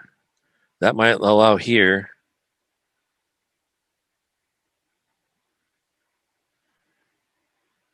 Okay, pinning. You know, funny enough, on the last move there, when he played h5, I people might actually have a draw here with rook here. No, then maybe pawn takes rook. Okay, so maybe he was right to do this, but he's playing again. They're playing very fast. Check. Okay, losing both his center pawns. Oh, geez, walking out in his space. Yeah, just take here. Good move. And then he gets out of the pin. No. That can't be right either. He's got check here. He's got check here. He's got check here even. Any one of those could be dangerous.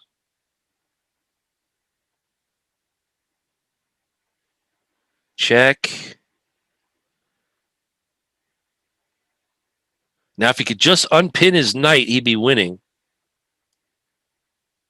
Check. He's angling for this. D6. D6 wins it once. Too many threats. Queen E8, Queen C7. Go pawn, go, dude. Go. Run. He just handed you the tournament there. There it is. You win the tournament. If he finds D6. And the luck is starting to run out. About bloody time. And now it's here or here, and you can't defend both.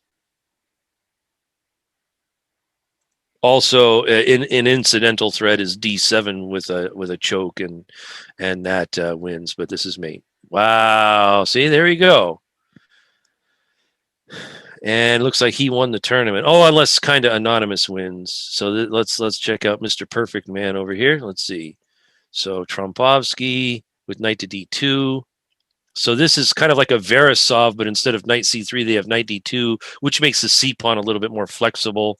So this is also a possibility of trying to get for this. So he's going for a stone wall of his own, F4, but now he's got the bishop out here. So this is a good trade. Anonymous is playing in a very passive fashion. Here we got knight B6 again. Castle here.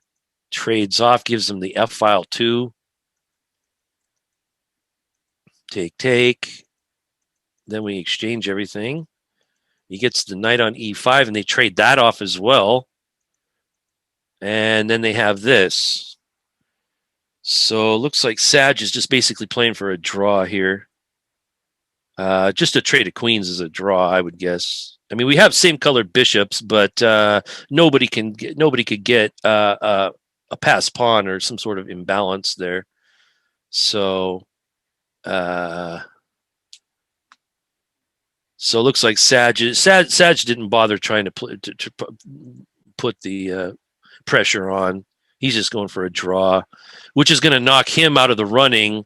And then, hopefully kind of anonymous will have better tiebreak points. Okay, so the luck ran out. And yeah, Yelloween beat Rocco with that nice attack. Let's see what Timby is up to. Timby had all those passed pawns to deal with. And he had to sack the piece, so he had to give the piece back for this. So what's going on here? Looks like Timby's up a pawn, and the pawn that he's up is him, so it's protected passer. Beautiful. Looks like white may have just blundered. Is F3 a move?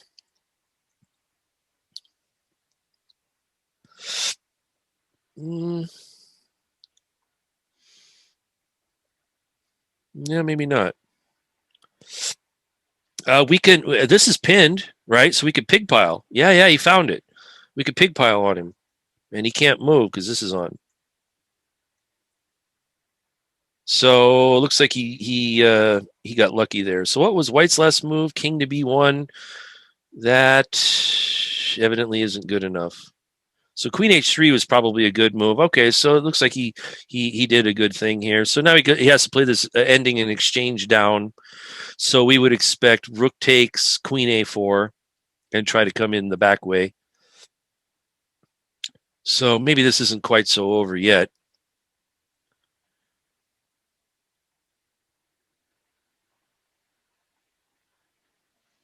And then QA4, and then something like queen E6, re-centralizing and redefending. There's no attack over here with the queen and the rook. That's I think that's just dreaming. Queen B3. Okay, so weakening the ranks first, of course, maybe like a B6 here. Oh, I get it. If queen A4, he's anticipating queen this check. Uh-huh. So like a good defensive move might be queen D7 and just prevent the queen from invading at all and prevent the queen from going here. No, now all of a sudden this might be well, I guess this is still a thing. Maybe white should give that up for just like some last chance attack.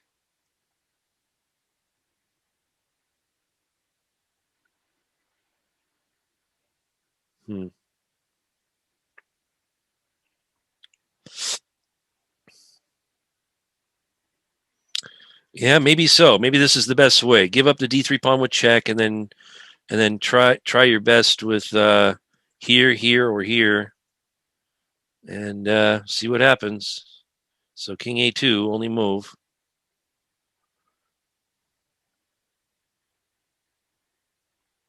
No, wrong. Check, and you can resign. Because king A2, queen B1, king B3, queen D1 forces the queens off, and that's a totally losing ending. Completely losing. So rook B1, rook G1 check is winning. Let's see if he finds it. Nope, wrong. Okay, so he's going for mate, but now white might have some last chances here. No, I guess he's got to go back. But he doesn't have to resign quite yet. That's the problem. So queen b3, d3, followed by f3, f2, f1. He gives up a check. Oh, he gives a check for this. Okay, so he's going for it. Now this, of course, is getting out of all checks. We can easily calculate that. Let's see what Timberlake comes up with. He usually plays his king really passively, but now he's forced to be active. So maybe this is a good sign. Yay! Now this is too hard to guard. In fact, even if the queen goes to b5, you might take it anyway. Exchange queens and score a touchdown with Freddie, and that should force resigns. Oh, but that forces this. So, right. All right. So Timby won a game. Ooh, the big boys got down to a king and pawn end game.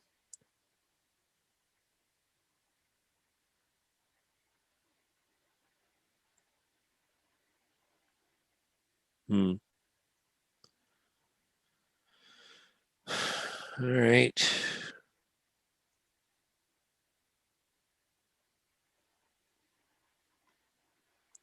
Jude lost the last game. We didn't get to see the finish there. So we saw up to a certain point. Take. Yeah. He got his kingside destroyed. He did find queen f3. Pin, win, and crush, and that's it. That should be resignable. Actually, this was probably even more decisive. Simply take here. Maybe. I don't know. So he just says, give me the queen. Yeah, maybe this is better. Actually, his way's better. Check here, and then this check ought to be crushing.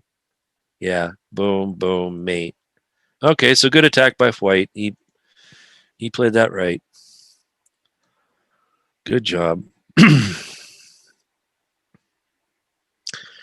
So I guess that's the end of all of this. So we'll watch the championship game here. If black wins, he wins the tournament outright.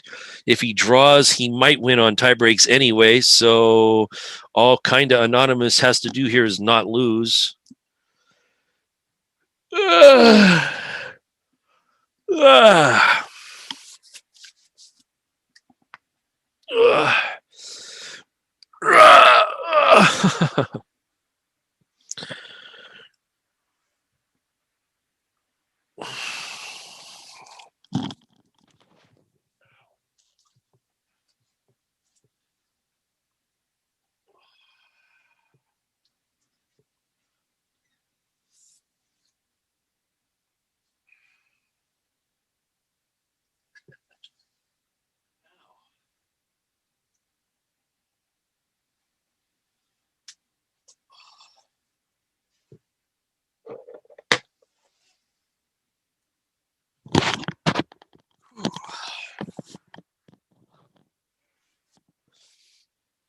White declines draw.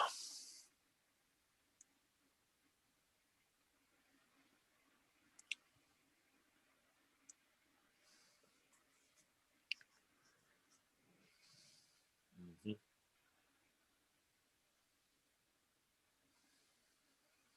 And again, thinking, taking time.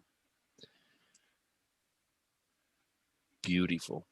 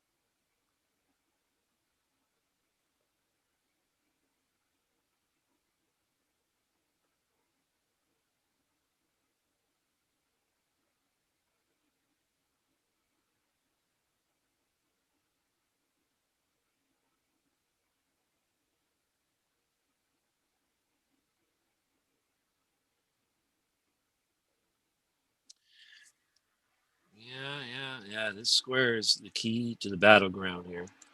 You can get this guy in here. White will have some irritation chances at least.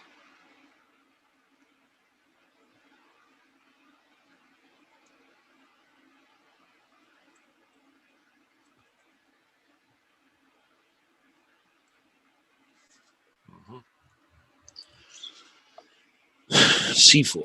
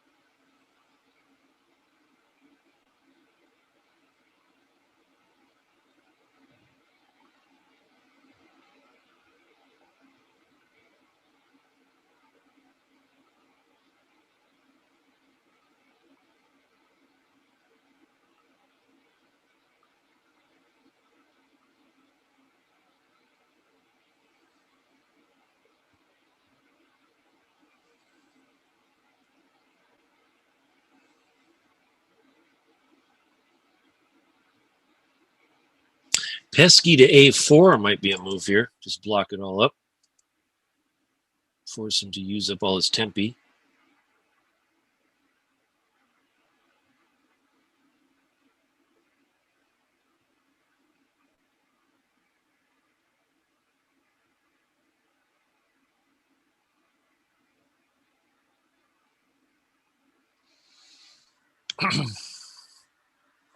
Kind of a tricky position.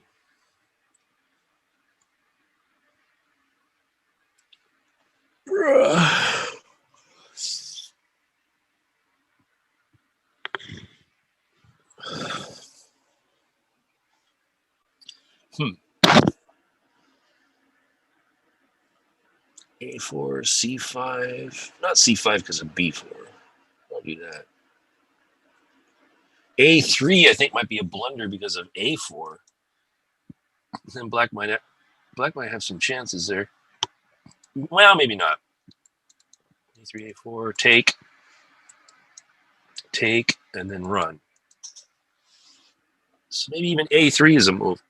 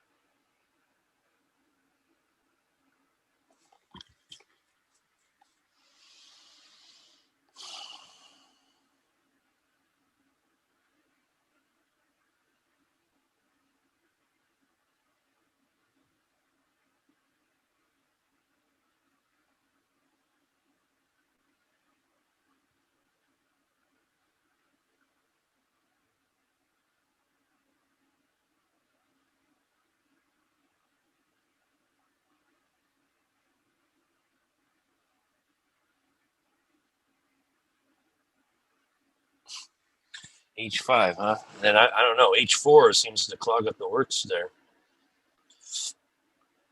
If H5. Going back one move here. So here. So if H5, yeah, H4, and suddenly he's running out of surplus tempi really fast there. So take once.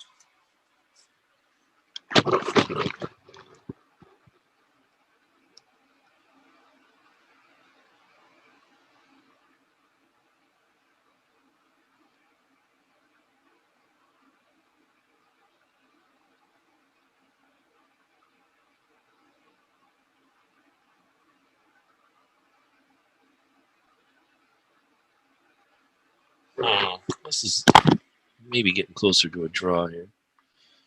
So push.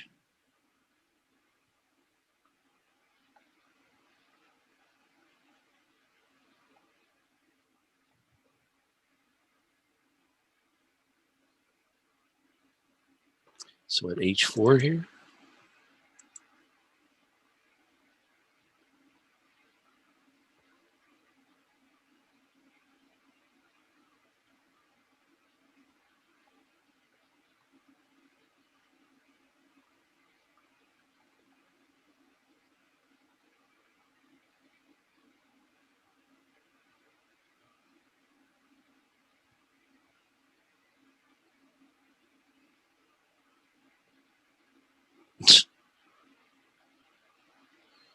I guess I agree with Bill there. A3 would have been a little more point because now White has the tempos are wrong, and if King can get to F5, ha ha ha.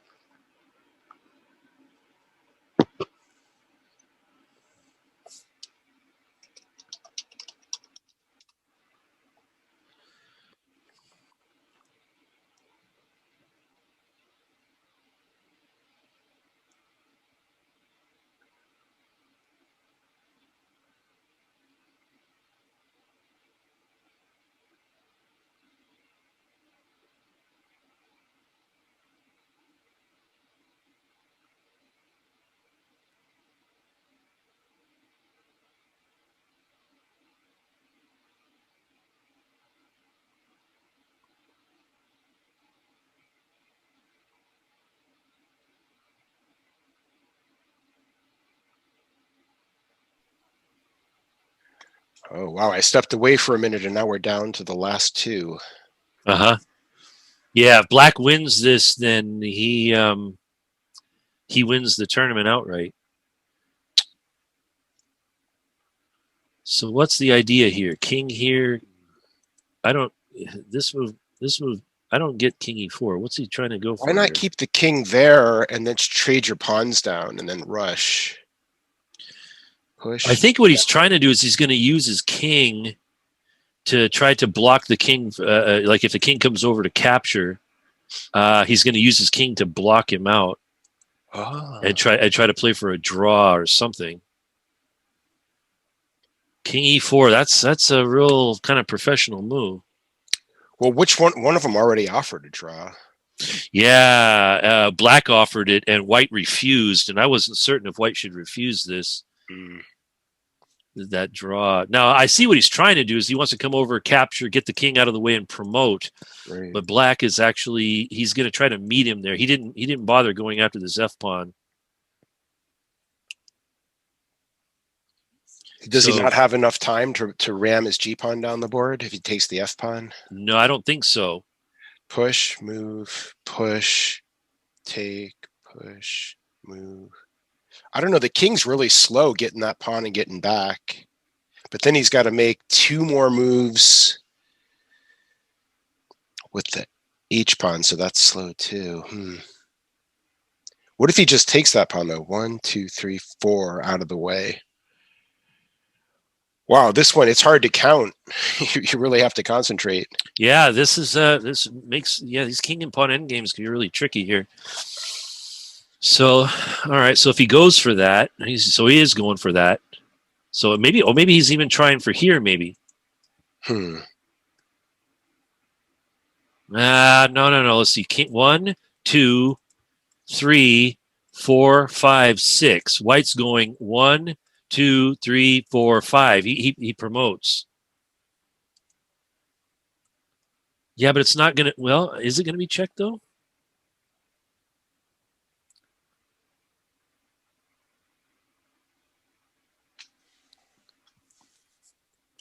So king up, king takes, pawn, king runs, a6, b3, a7, b2, queen, queens with check.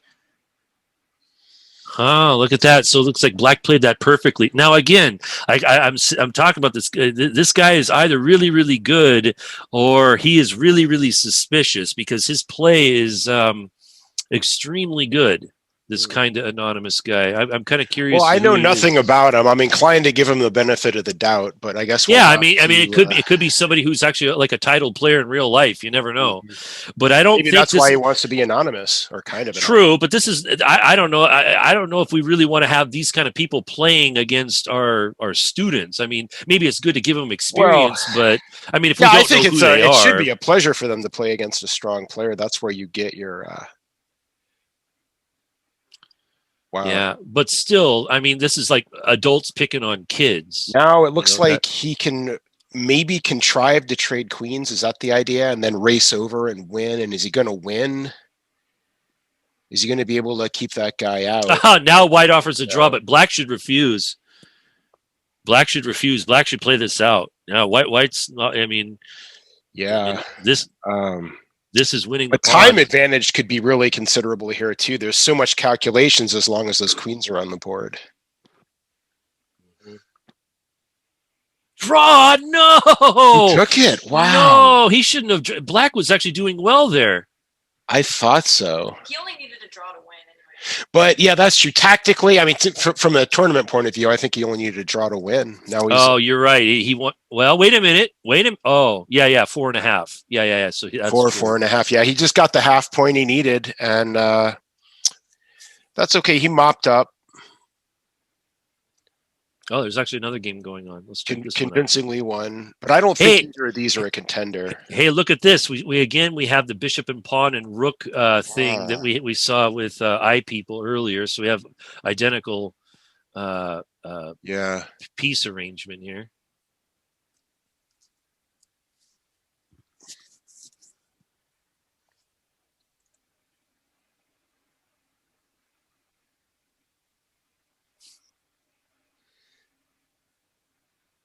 Yeah, here though there's a few more extra pawns, so this actually ought to be fairly good for white.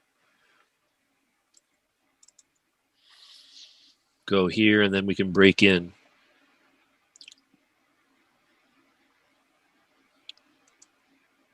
Does he need like a safe haven for the king here?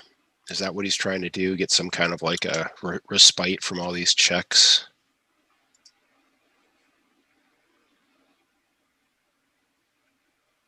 So that hits here. Gotta be careful. Yeah. I mean, I guess kind of has to bring his king over to e2. Maybe suffer another check, but then can block with the rook. It's annoying because it's hard to see an end to these checks. Oh, okay, that was an interesting choice. You know, I didn't even think about that, but it's kind of obvious now that he played it. Shut that queen down. No, that allows here. Yeah, that's a mistake for black since the rook's on d3.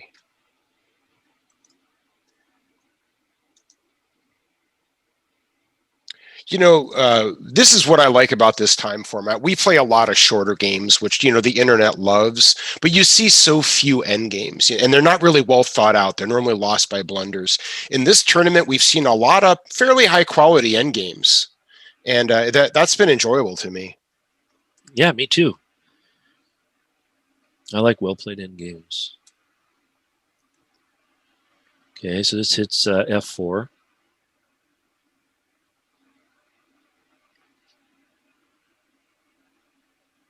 He should just return to bishop e5, g5.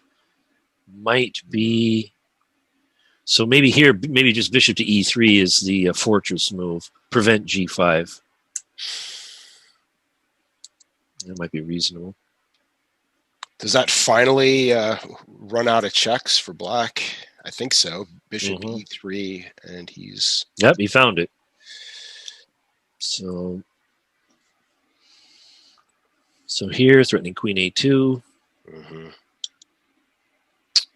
So how does white progress here? Very carefully. I agree.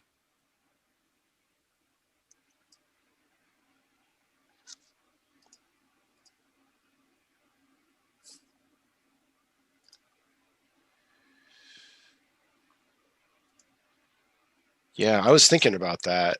Put a little pressure on the c file and be ready to come into c2. Oh, he can't come in with the rook, though. So he'll have to bring the king up. Then he suffers more checks.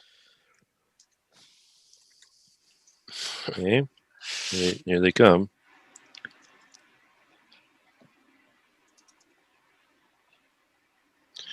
You know, it's hard. It's kind of hard to feel like you're on the winning side when your opponent has such an initiative. But clearly, white is, you know, winning this game. It's just eventually. Black might have some drawing chances now with queen to d5 check, and then just go back and forth with the queen.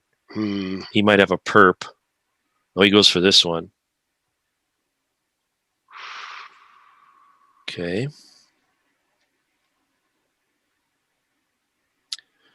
Well, he might have a perp anyway.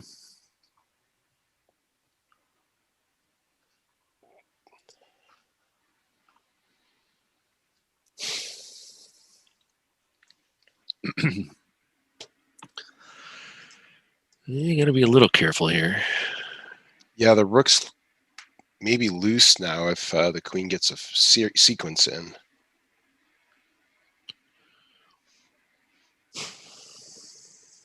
Black could also try to get his king into the game and play king to e6, maybe. So maybe king c5 is the winning try here. King c5, queen d5, king b6, and hide out on the queen side. In the meantime, you still have a passed a pawn, and you'll have a double attack on Charlie too. So maybe that's the way to go. King c5, queen d5, king b6, queen b5 check, king c7, and just hide out on their side of the board, but maintain a double attack on the c pawn. And once that guy drops, then this might be an easy win, actually. Yep, so king b6, only move.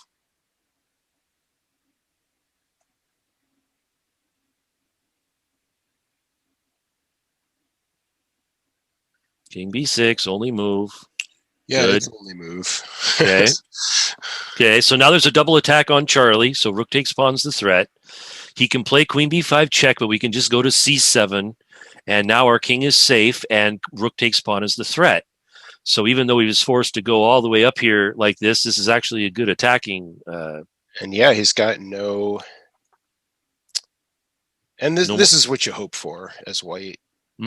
Eventually, they just run out of steam. You find a safe haven for the king, and you can start to make a little progress yourself.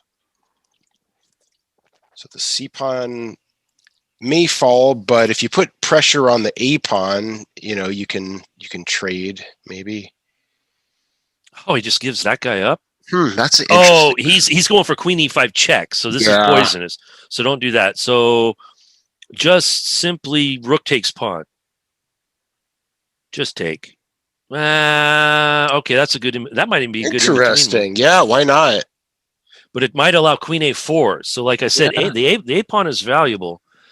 So this is forcing him to attack the a pawn. Oh, okay. So he attacks it in this fashion. Probably more principled. Mm-hmm. So what's the best way to go? So we probably have to give away the forward with your pawn now. Maybe there's still no checks that I can see. And no, but he is threatening queen takes a3. So he.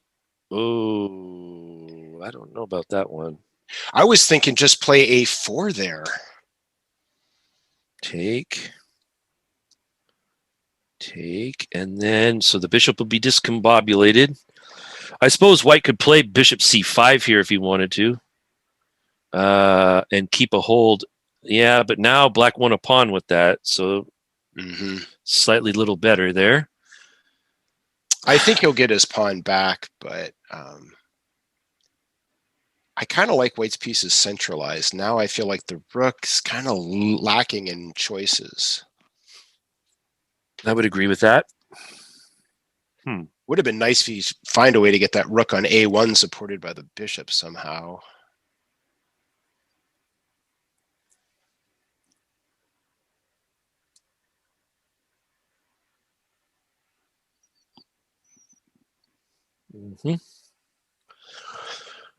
All right. Okay, so this. Can you take that pawn now? Check. Huh.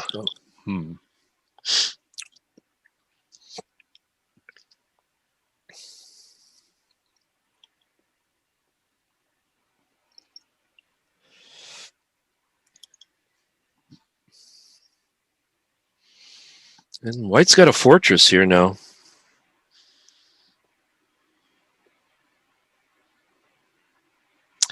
Queen b3, good move, or queen d3, good move. Now he can't play king takes pawn because of queen d5 check, winning the rook. And he's threatening queen b5 check as well. So he probably has to play a4. Good move, guarding b5. I still feel like that move could have come several moves ago. We'll see how it plays out.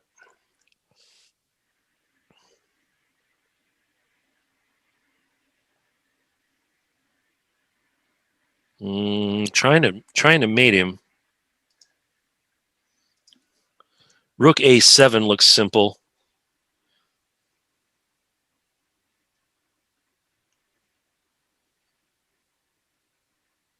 Queen b5 is mate, or almost. Almost mate. That's scary. Jeez. But I don't know if the mate really happens, does it? Check comes over.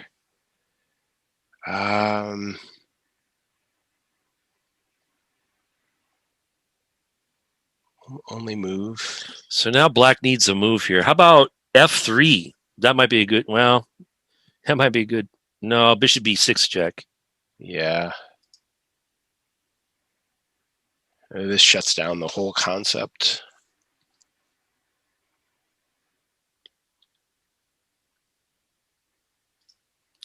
Whoa. f3. Pawn F3. Okay, so this is okay. So now White's got to come up with something clever here because he's like stale. He's like zugzwanged himself. Well, the rook's free to come over maybe to f8. No, but then can the rook come to f8? Yeah. All right. So this is a very uncomfortable way to play for White, but maybe it works. It's probably not the line I would have been drawn to. I'll tell you that. No, there's no stalemate tricks anymore. Oh, he timed out. Whoa. Oh. Actually, let's check the miracle of digital video here. What was happening at scramble? Looks like White was winning anyway, because I guess this is going to drop. Yeah.